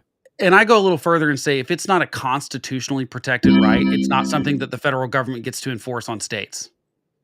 And I think that all federal money should go as block grants. Protective right is that it's not. States can give it. Yes, it is. The states can give more power, more rights to their residents than what the Constitution already guarantees. So in what way? So let's put it. I just want to work this through because maybe I'm wrong. I want to work this through because maybe I'm wrong. So like gay marriage, I don't think that you should be able to get married in Ohio and then that's not accepted in, say, Florida. I think that's wrong. That's discriminatory. I also think like concealed carry or open carry or constitutional carry, if I'm in Ohio and I go to, say, another place, it should just transfer to the United States because that's something that is just in the Constitution, and that's a little different because that's contractual stuff. You can't it's constitutionally protected that you can't say, or like U.S. law basically says you can't sign a contract in one state that's not valid in another state. Does that make sense? And so that's why that's where, right? Yeah, well, yeah, sort of. Although I think that gets abused a lot by Congress. I think that is, I think that case that famous Supreme Court case with the farmer and stuff. I think that they got that wrong. I don't think that. That gave Congress powers that even when there's not commerce, they get to claim the commerce clause gives them the power to do so. And I think that actually needs to get clawed back. I don't think Congress actually has all that power that they think they do. It's weird that they abuse that one, but not the other ones that the Constitution actually does explicitly express. But that's where I'm kind of, my head is at right now. So it's like, but some states will prohibit you from concealed carry or you need a permit or whatever. Like over in Ohio, you go buy a gun, you carry, it doesn't really matter. And I think that honestly, I don't know, but we could talk about that in a minute. But what about, and then I will just put that to education. do you think that it is unconstitutional for there to be a difference in education and education offerings between New York and Florida and Colorado and Ohio and Indiana? It depends what How you is mean that equal by opportunity? offerings. Are you saying Huh? like they don't have any public schools in one of these states, or are you They saying might, that they might not. It's up to Yeah. them. Their offerings as a state. Or what about Medicare or Medicaid? Some state offer Medicare, Medicaid, the other states don't. Or what say if you using that idea? What about Social Security? Social Security, we put it back to the states. Some states have Social Security, some don't. So I'm wondering, like, how far do you want to go with that? Yeah. And so we go with the education, because that's what's going to Yeah, happen if you take the Department of Ed out and you put it back to the states. You will have Ohio be a great educational state, and Kentucky be absolute rubbish. I think it'll be competition. I think that you will see people flow out of the states that have bad education and move to the states that do. And the states will naturally compete with each other, especially regionally. Like the states that they touch and have borders with, that's the easiest way to move. It's very easy to move from Oklahoma to Texas. It's a lot harder to move from California to Florida. It just is. It's a bigger jump. Especially a lot of these cities are near the borders of states where, they sort of do live in tri-state areas and stuff. There's huge portions of the population that live and go between states all the time because they are within, call it 50 miles or something. You talk about like Right. St. Louis is right on the border of But then Missouri, you and those have people are going to be states in like Illinois a lot. Louisiana who want to arrest a doctor in New York for helping to provide a Louisiana resident an abortion. Right. And I don't think that Right. that's legal. I think that this goes down to states' rights. And like I said, I don't think that a state can like a state can't restrict First Amendment rights, for example. Like the federal government can step in and go, nope, you can't do that because the federal government says the Constitution is this, and that ever since we passed the 14th Amendment, we're basically saying the states have to follow the United States Constitution at bare minimum, and then they can add on to it or whatever they want to do within their state. I think that the problem, I would love to see 50 weird states and let America be a giant experiment again and take out the administration, take out the red tape, take out the regulation stuff that is not allowing for that competition to happen. Because right now, like for example, with Medicaid expansion, what the reason states keep buying into it, it's like a carrot stick situation. Basically, I'm having to pay that money to the federal government, and then the federal government's going, we're going to give that to everyone else, but not you unless you do this thing that we want you to do, and then we'll give you your money back. I don't think that the federal government should be taking taxes and then sending it back down to the states. I think that the federal government should only collect taxes and do federal government things. I think that it gets you into really sticky constitutional situations because none of this has been. Well, that's a little deeper than what we're dealing with today. To answer your Yeah. question from before, Amendment 10 is what guarantees states' rights. Right. Right, but 14th was the one that said they have have to follow the Constitution. Yeah, but we're not guaranteeing states' rights. The truth is, I think Congress is stepping all over states' rights all the time. I think that's interesting, but then I think it's interesting that we're bringing this up, and I think this is the kind of conversation I like to have is like, how far do we want to go with states' rights? And some people will say, just go all the way. It's always the states. But then again, if you are avoiding different things that happen in one state to the other, what does it mean to be American and be a citizen of the United States? And I think that is also very important, as well as when you see different states are making different laws based on ideology. So then you have a concentration of very conservatives and very liberals in different states. And so if you want to start a civil war, I mean, that's an easy way to do it. Right, but again, part of me goes like, if you want, like, let California be California, and when their residents get fed up with the far right or far left, or like Oklahoma and Texas are very red. California, basically, really, Oklahoma, California, and Texas have the same problems. They're just on different sides of the coin. Oklahoma and Texas are too red in the sense that there's almost this malaise and corruption that starts going on when the other party has no chance of influencing anything. And that's what happens in California with Democrats, and what happens in Oklahoma, Texas with Republicans, and other, we're getting more and more like that anyway, right now, under the current thing. My point is, let the blue states be blue, let the red states be red. I think that you will naturally find the consequences to the bad policies that both sides have. I think the left is going to have, California, I think will have some political consequences for these fires. I think that undoubtedly the residents will go, your primary job is to protect us from this kind of thing and be able to put these out, and there to be water in the hydrants, and for the mayor to be here and all that stuff. I think they're going to be upset about it. In the hydrants. but there wasn't. My point is, I think that like there might be political consequences for that, and that's okay. And just like there's going to be political consequences in Florida if they don't handle a hurricane well, there are going to be real world They situations where haven't the people handled are going to one get well since mad. I lived here. I mean, you can say that, Yerks, but I know you just hate Ron DeSantis, so no matter what he does, you're going to say that. I've seen what they've done. He stood That's in fine. my driveway. I know, we've heard the story a million times. Away. I haven't heard from him since. He's a politician. I mean, I don't like Ron DeSantis tell that much somebody either. that just lost their home that they're going to get help. Yeah, okay. I mean, that's fine. The point is, I think he handled it better than they handled the fires. Me. I'm sitting in a construction site right now for the past 6 months because your side of the political spectrum has a stick up their ass. Don't blame this on me, Yerks. That's ridiculous. I said your side. My side. How are you even calling it my side? I don't like. When do I? I'm the Mr. Don't take sides. Has Ron DeSantis ever had an independent thought of his own? Oh my gosh, I don't want to talk about this, frankly. To be fair and balanced, here are the other Republicans that have the balls to speak out against T-Rump. I think. Bamboo HR is your complete HR, damn it. payroll, and benefits platform where everything works together. CNN to the rescue. It's an HR experience unlike any other that combines easy-to-use software and top-notch customer service. You got to download these videos. Becomes harmony and delight. Yeah, but this is on ready CNN. To build and maintain a It's not the one I thought I was going to. Know exactly how Bamboo HR gives you the ultimate HR experience. My God, how long in a is single this? platform. And visit bamboohr.com today. I wonder why we have people not paying attention to the news. We have to go through that shit. That might get a fair result would definitely need to have the Ukrainians at the table and make sure that European interests are considered and carefully weighed. Do you think that Putin can be trusted in these negotiations? No. Putin is a war criminal and should be in jail for the rest of his life, if not executed. Vladimir Putin has a black heart. He clearly has Stalin's taste for blood. And there's some people in this world, they're not mixed up, they're not confused, they're not sick. It's not that their mama or daddy didn't love them enough. There's bad people, and they hurt other people, sometimes for enjoyment.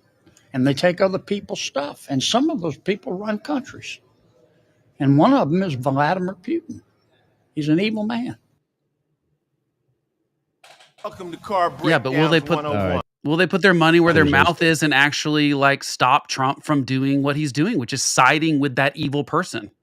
They won't. I mean, I don't believe they will. I'm your professor. You can say something on CNN, but I just don't believe that they're like, they could put their foot down right now and say, it only takes. Why are we listening to Ice-T? Like, because I can't. Here's my point. Plays automatic. With the tiny majorities that the Republicans have in the House and the Senate, they have a 1-seat majority right now. Or is it 2 because they haven't confirmed Stefanik, right? Because they're trying to hold off. Anyway, 1 or 2 seats in the House, and it's 3 seats in, call it 4 because you got a tiebreaker vote with JD Vance, okay? All you need is 4 Republicans in the Senate, and right now you need 2 Republicans in the House to work with Democrats and say we're not doing this. Like, that's all it takes. And they won't. I mean, you technically need more than that to like pass a bill in the Senate. My point is like to stop. If you really thought Donald Trump was a threat, and you really thought what he was doing with Putin is going to be have like long-term consequences, you would stop confirming his nominees. You'd do something. You would do some sort of bargaining chip to say, hey, you got to listen to us. Work either. Because if you remember from Trump 1.0, all he did when he lost control of the Congress and needed a new nominee was he put an acting secretary in there and let them go. But my point is they gotta at least show that they mean business. They're not doing anything. That would still be. I understand what you're saying. I agree that they got to get off their ass, but simply not confirming his appointees isn't going to do anything, because then he's either going to put an acting secretary in, like he's already done, or he's going to do this thing where he can whatever it is, discontinue or conclude Congress, and now he gets to appoint people without the Senate confirmation. Well, then if they take How that is step, that then you've got to okay? prove you're serious, and you've got to stop giving him the budget to do so. Like, my point is, Congress has all this power, just like Matt said. They have all this power. They can get the president to do what they want, not the opposite way. That's how it's supposed to work. That's why, I mean, 100%. yeah. And By the way, I and want to just acknowledge Ken's comment here. He said, "I think we need to start highlighting those in Congress that haven't been silent, and because there are some that deserve to be recognized." And I want to say, Ken, no, none of them do. Boo on all of them. yeah, I mean, I will give them credit for saying the right thing in those moments. I will give them credit for that. But my point is, you've got to do more than that. You can't just do the soundbite on CNN. You have to Exactly. You have to. That's what it is. You have It's to all push sound back bites. on So they this. go there, make a soundbite, and then they expect like everybody applauds and go, "Oh, you finally said the thing." You got to do the thing for 6 years in Senate. Yep, which is basically why the only former Congress people or current Congress people that I give credit for are the people that spoke out against their own party. So it's Adam Kinzinger and Liz Cheney, and it's Dean Phillips. Dean Romney. Phillips I was gonna say deserves all Dean. the credit in the world, okay? Because he's the only person, only person in the Democratic Party that stood up and said, this is lunacy. And I like There's Joe a Biden number and I of- agree with his policies, but this is insane for us to believe that he's 100%. well enough to do this job. And he deserves... And that's what Stephen Smith was talking about, that Yergis doesn't want to play because apparently he just doesn't I'll like. play Oh, now am I a racist because I don't want to play an asshole? Yep, that's what we're gonna Wait, say. what- That's what- got to be the only explanation. I was gonna say because he doesn't like, and then you just say what black people is the first thing you go into. Yeah. Yergis, what is wrong Yeah, with you, exactly. man? Ken, you're friends with this guy. So yeah, I mean, Matt, it's like Speaking of what? other, actually, hold on a second. Speaking of other congressmen who were willing to speak up, this is a former MAGA who's actually sometime probably next month will be coming on up the middle, and that is former Illinois Congressman Joe Walsh. He is a former MAGA guy, very anti-MAGA now, has kind of seen the light, and I've talked with his secretary. We're going to schedule something for next month.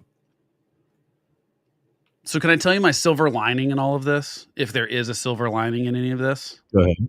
is that I think the ruthless elimination of anyone that does not. So all these people that I'm talking about are essentially not in Congress anymore, right? Like you are excommunicated from the Republican Party if you say anything against Donald Trump, and now you're a rhino, and you no longer have power, and you no longer have any sway at all over that crowd, right?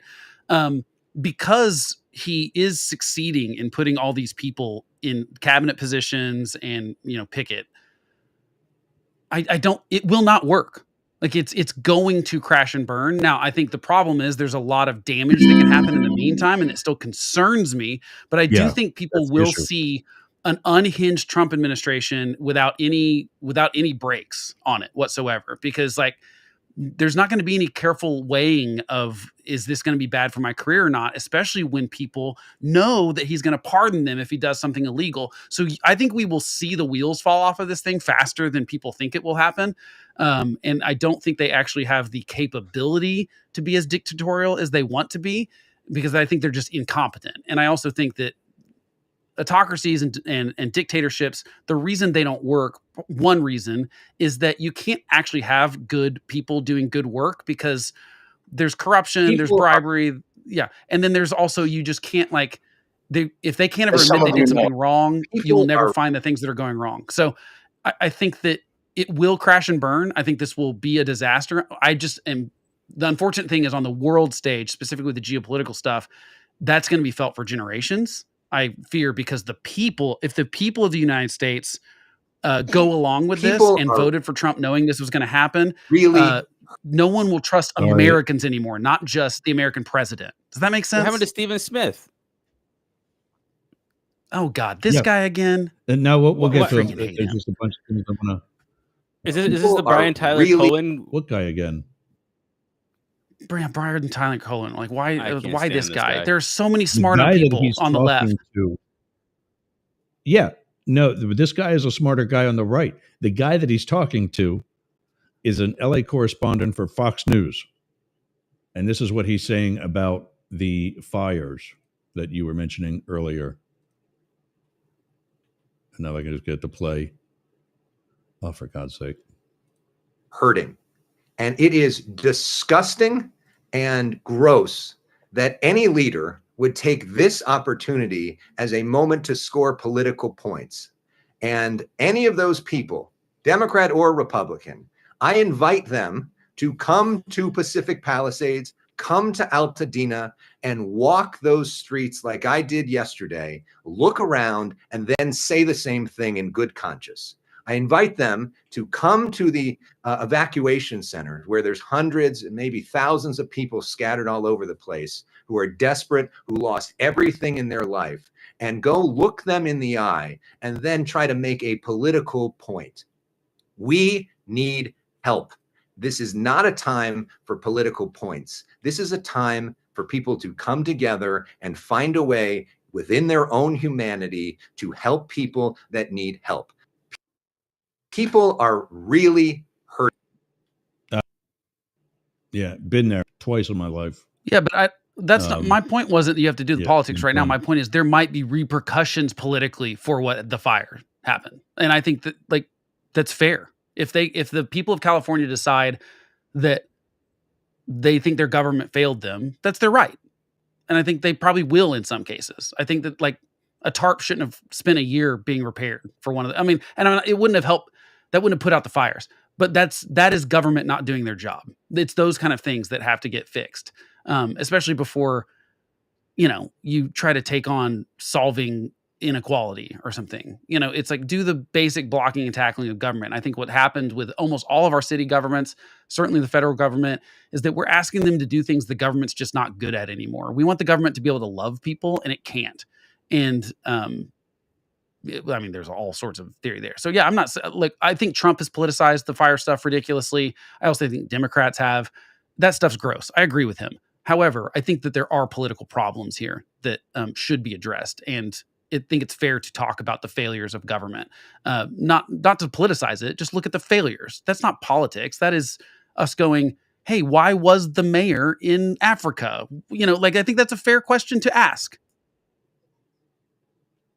He was sent there by the president, or she was sent there by the president, the governor. Well, she doesn't work for the president. She works for the citizens of LA.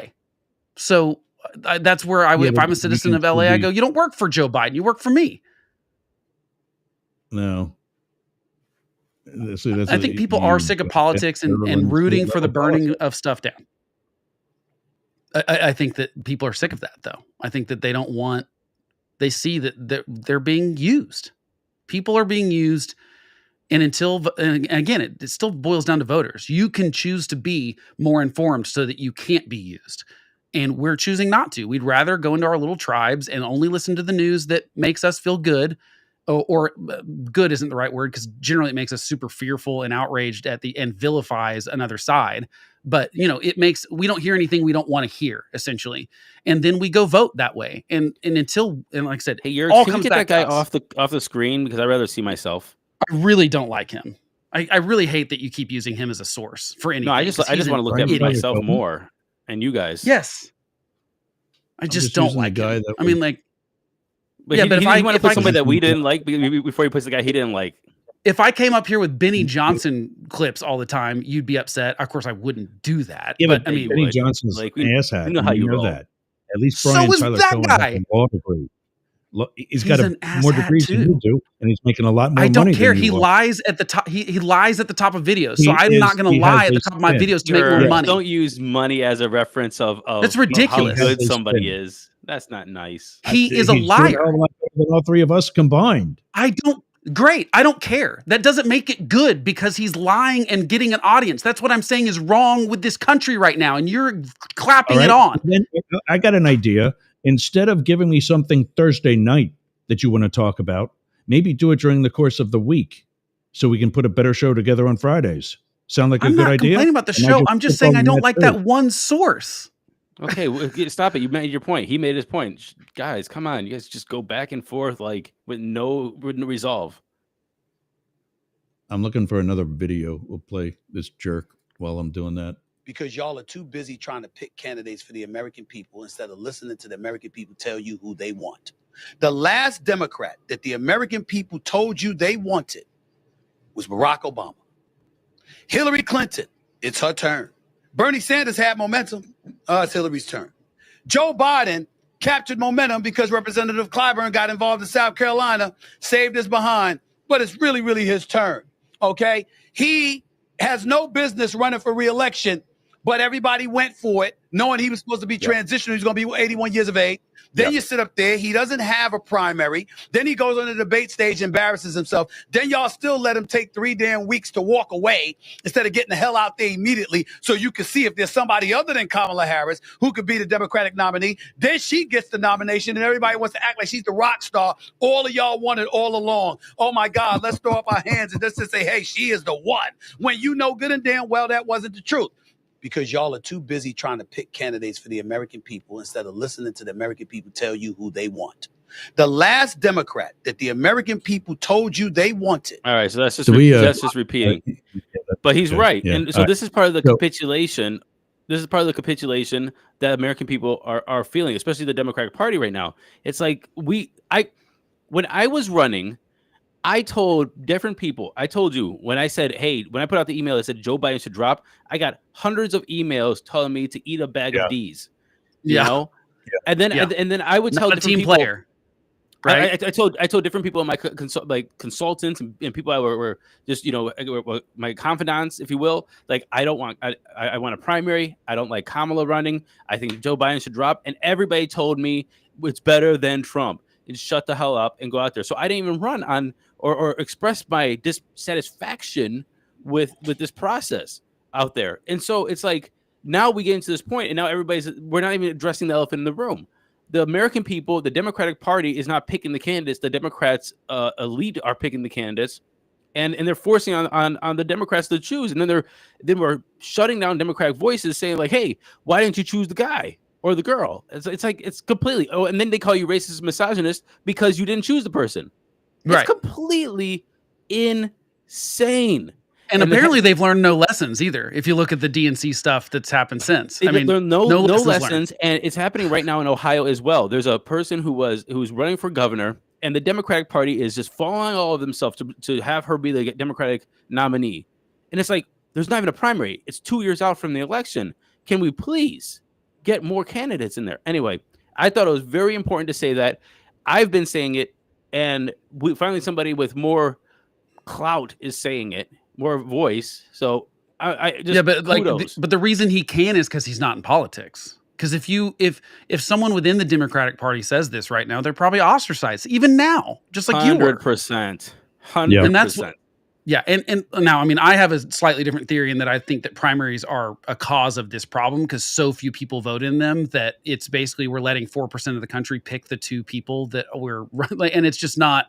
You go, well, that's not really democratic either. If 4% of the country is picking, you take 2016 is when he's saying isn't even the last time Democrats. But let's just look at the Republican side of that. 14% of eligible voters voted in the Republican primary, and Donald Trump only got like 40% of that vote. So, and keep in mind, he runs away with early. So that's looking at all the primaries, but you really can only count those first few. It basically boils down to 3% of the United States population picked Donald Trump in 2016. That is in the big piece of the pie, little bitty sliver that picked Donald Trump. And that's the decision. About 2024.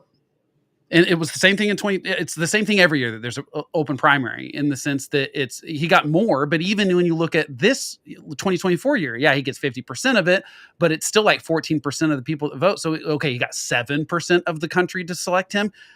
It's not democratic either, but I think people do reward good behavior. I think John Fetterman is a good example of this. You look at the polling that he has, and it's better than a lot of the rest of Congress because I think that they see the authenticity. Even when he says something they might disagree with, they go, well, at least he's being honest. I think that people like that, and they don't like the performative thing, but they're also unwilling to fire their senator or congressman. And you're right. That's the only way. People love to complain about Congress, but they don't like to complain about their own people. And to me, at some point, you have to go, No, you've got to be if your people are maybe not the biggest problem, but if they are not being honest and you think that they are not holding people within their own party accountable, which is why I think the Democrats should have impeached Joe Biden for his pardons. I think it would have been a line in the sand that said, hey, we're going after our guy because we think this is too far and they shouldn't do this. And it would lay down a marker for them to be able to do that against Trump and it not just look partisan. But they didn't do it. And I just don't expect any person in Congress to do the right thing if it comes to keeping their own party in check. I just don't trust. I've not seen any evidence other than Dean Phillips. Yeah, good point. I want to go back to what you were saying about seceding from the union. Has anybody? This is as close as what I've found. Now, no, I have not seen anybody saying they want out. These people are in Georgia, the same state that's still trying to actually rig elections by continuing to gerrymander. Come on. And making it. There's lawsuits going on right now. Are you going to call it Jim Crow 2.0 like Joe Biden did? I think Georgia's voting laws are less restrictive than New York's, but I've never heard you complain about New York's. Because they're not being sued so that black people can vote. Like Georgia we can talk about gerrymandering some other time, but I mean, they could not find one black voter that said they were disenfranchised. Right now, well, not right now, but this has happened in a church this week with their actual representative, Rep. Rich McCormick, sorry, who represents a safe GOP district, came under harsh criticism at a local town hall that focused on the Trump administration's moves to slash federal jobs and budgets. Sorry, wrong. Tyranny is rising in the White House, and a man has declared himself our king. So I would like to know, rather, the people would like to know Watch what this. you, Congressman, and your fellow congressmen are going to do to rein in the megalomaniac in the White House. Watch this. It's a Democrat talking, so I don't. It's like going to the Unitarian church and saying that, and everybody's like, you're surprised that they're cheering. Is this a Democratic rep? Your HB resident. That's a Republican district. What? But is that a Democratic rep or a Republican rep? That's what I'm asking. It's the clip says it's a Republican safe GOP district, and they're bitching about Donald Trump. But who is speaking there? That was a woman. That was a constituent. No. But who? Like, was it a Republican or a Democrat that they were asking that question of? But who cares, dude? The fact is, I can go down to I have two very Republican districts, and I could find a room of 1,000 people that would cheer to me saying the same thing. Right. My point is, matter. until it's Republicans calling out Donald Trump, it doesn't matter, and until it's Democrats calling out Democrats, it's like that's how this is going to have to happen. It can't just be Democrats complaining about Trump or even me complaining about Trump. I mean, I try to be one of those Republicans, but until powerful people actually start calling out these actions as illegal or a threat to the constitutional law or something, it doesn't mean anything because it's just more team sport stuff. The thing about these people's websites is that they're so ashamed of what party they're with, they don't put that on anywhere. Right. That's the other fun thing now. It's like, try to guess what I am. I'm guessing, and that's actually, yeah, okay. That's I'm guessing because I didn't put my of party on my website either. There's no way. The red state of Georgia, I'm going to go with Republican. And so far, the only other thing I've got is that the caption reads a safe Republican district. I think I'm dyslexic. Did you see the AP go instead of PA? Oh, by the way, hey, before we would be remiss. I know it's noon, but did y'all watch Jurgs, did you watch the hockey game last night? Speaking Who of won? Canada won, unfortunately, but I it was just saw that in a thing. fantastic game. I mean, the NHL just absolutely destroyed all the other leagues with their All-Star break. It was incredible. It was really fun. And was that last night? Who cares? Spring training starts. That's dude, it was incredible. It was awesome to see all the best players in the world competing on country teams, not during the Olympics, was a joy. To get to see freaking McKinnon and McDavid on the same freaking line for Canada is out, and McCarr. I mean, it was incredible. It was awesome. I wish USA would have won. Is that how they divided it up? Was Canada versus US? Canada, US, Finland, Sweden, but the finals were so US beat Canada in round 1, but then they met them in the finals and Canada won in overtime. Break? Yeah, they did that instead of an all-star team. They did this, and it kind of got pretty chippy. Like, in Saturday's game, US came out there and started 3 fights in 9 seconds.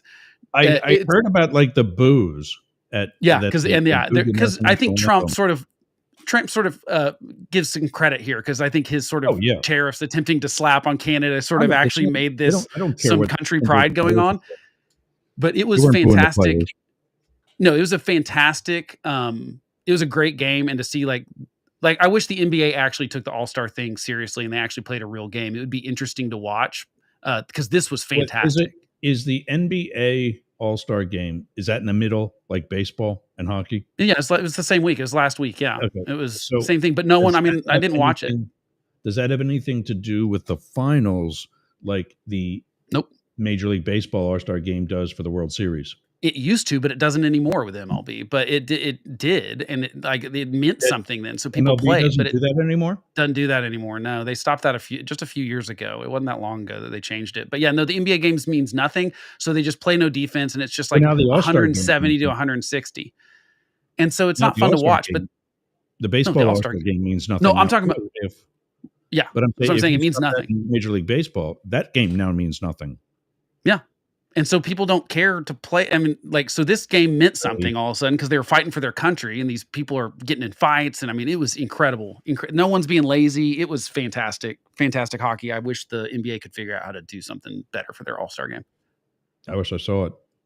So there's the answer. Rich McCormick is a Republican from the 7th District of Georgia. Yeah, see, I'm program 7th District of Ohio. Did you catch that?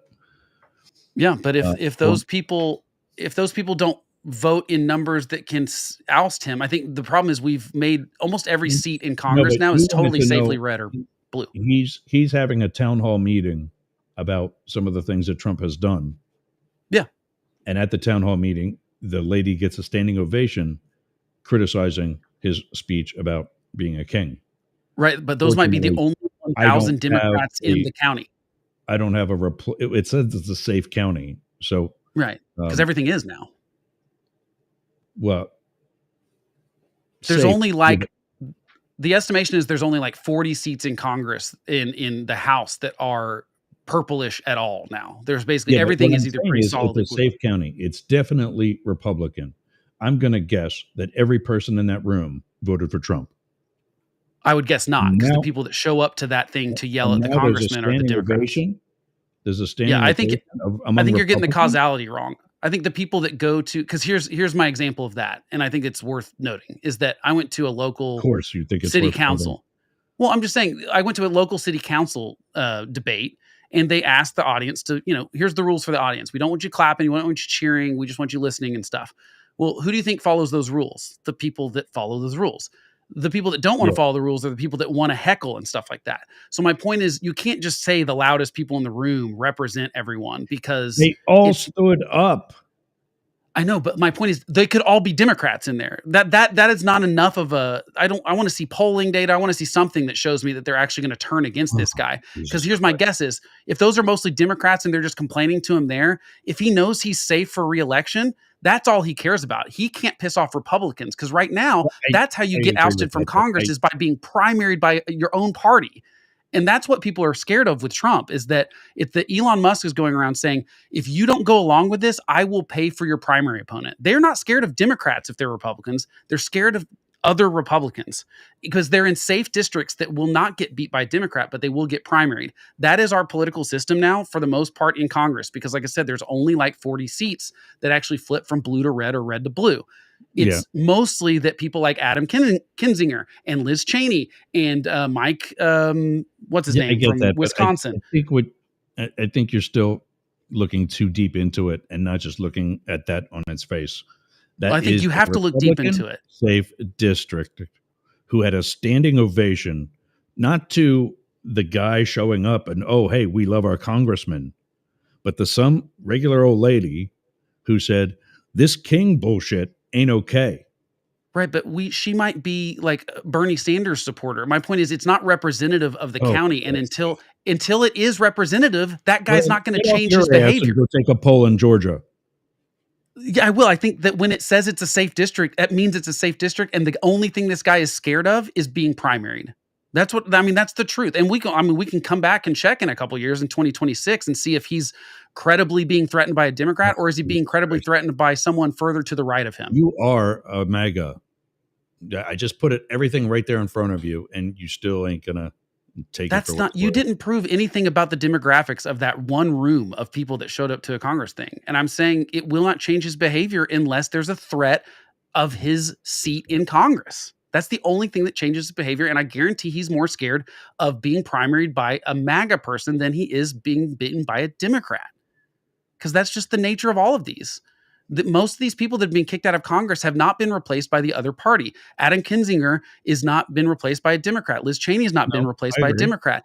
They've been replaced by someone that's more MAGA than them because they stood up to Donald Trump.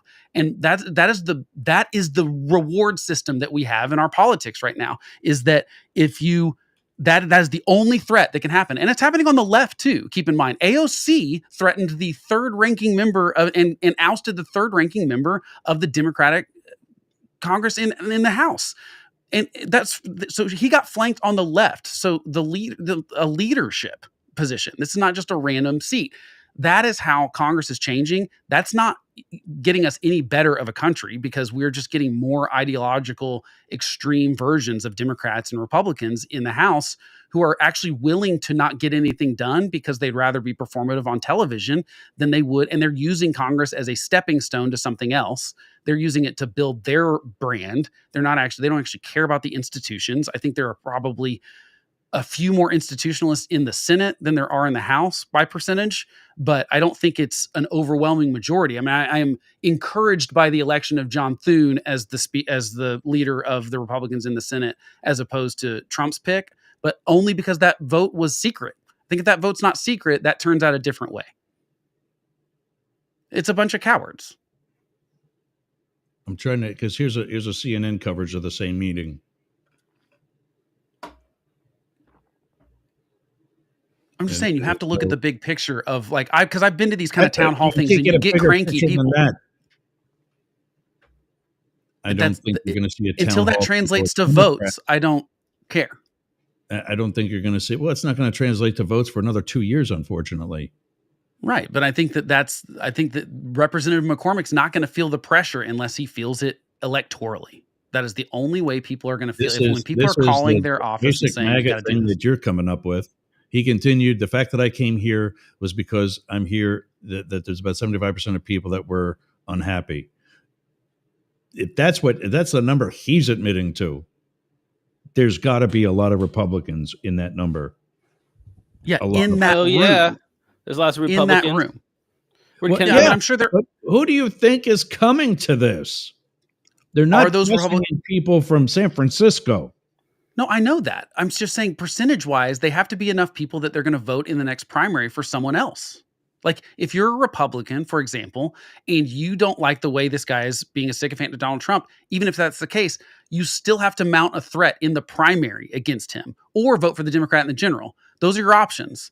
And my point is, most people, when it comes down to it, are still picking the party over principle every time. That's why a bunch of people voted for Donald Trump in November, because they said, well, I mean, he'll be better than Kamala Harris. That's essentially what the bargain is. Or really, some people went further than that, and they're like, well, I like these things. I'm willing to take these bad behaviors, and I'm going to excuse this stuff because the Democrats are such a threat. And I'm not saying there aren't legitimate reasons to vote for Trump in that kind of situation, because I think the Democrats did, as Stephen A. Smith said, just an absolutely terrible job at just across the board being honest with their people, right?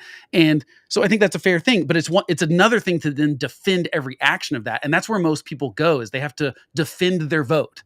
And I think that's a stupid thing to do. I don't think that we should judge people on their vote necessarily, when some of it's fair that Matt or one of you were saying, where you were saying, we knew all this, like he was telegraphing all this stuff. It's not like any of this is a surprise to voters that Trump is doing these things. Yeah, but at the same time, I don't think we should just hold voters accountable. Like you can just vote one way or another. I don't think you have to then defend that vote for the next 4 years. What the hell? That was not what I. Sorry, I'm trying to. All right, guys, it's 1:10. Yeah, I gotta go too. I gotta go hit the gym. I'm not gonna hit the gym. I gotta take care of my kids because they've been off school all week. Speaking of Weather following related leadership, there's dickhead. Yeah, but I mean, Yergs, that's the other thing is that if you call everyone you don't like a dickhead or make up a nickname, it gets tired, and I don't think anyone's gonna listen to you persuasively. That man right there is a Nazi. Okay, see, I can't like that's I didn't call, guys. Wait a minute. I didn't call other people. You call everyone you don't like a Nazi. I don't call you a Nazi. There's things you called me MAGA. You called you started calling me names just a second ago. How am I MAGA at all? Yes, because you have a generalization that you don't support, or that I've got to find all the information. I don't get one link from you. You say you're going to send me this link, that, so I can put it in the show notes. I don't have one link from you in a year. I don't think that's entirely true. I think I could send more links for sure, but I just thought that, like, for the most part, we're saying here's the topics and everyone go that's look not at the stuff entirely themselves. true. Okay. What did we get after 50 some episodes together? 2, 3? I will send more links. I can do that for sure. Monday or Tuesday. The whole point of having that group in the Facebook Messenger is so that we can all chat during the week, say, here's something I'd like to talk about. Send it to the rest of us. I'll do that. Research that too. This shouldn't be fine. that tough.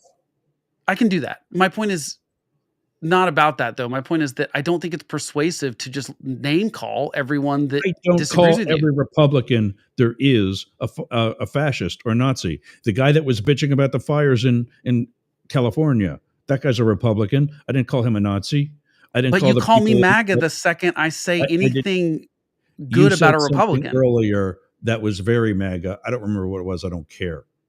Fact is, we're still in the air right now, so it's being recorded. I'll go back and find it.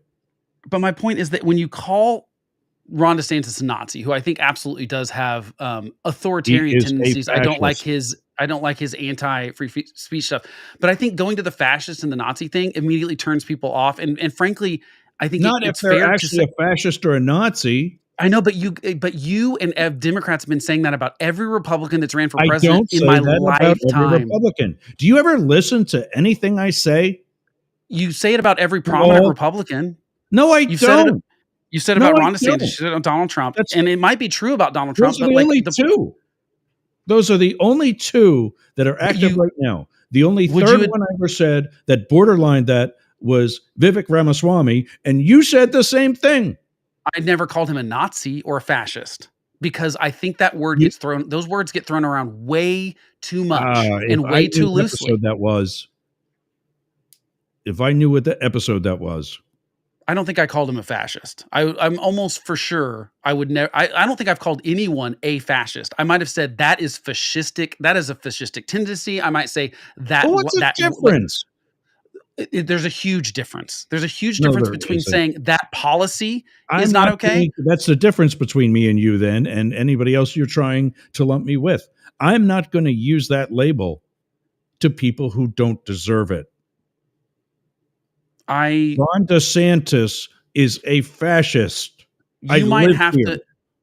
Okay, but like if he was really a fascist, he gets off about people kissing his ass, and then he screws them like he did me. I think you'd have to prove to me that there is no, like, the Florida legislature That's what you don't understand. I don't have to prove anything to you. I think you do. If you're going to claim someone, every time you ramble, we lose listeners, we lose viewers. I sit here and watch it. Well, then don't have me on the show anymore, Yergs. If you don't like me, you're otherwise a well-researched and intelligent guy. But every consultant that I've worked with said you hog the mic. Okay, then Yergs. No, he's just new. Okay, he's going to learn to share. I've been saying that for a year. Okay, let's have this conversation off the air then. We don't need to be having this. Why? Broadcast. I don't get to talk to you during the rest of the week.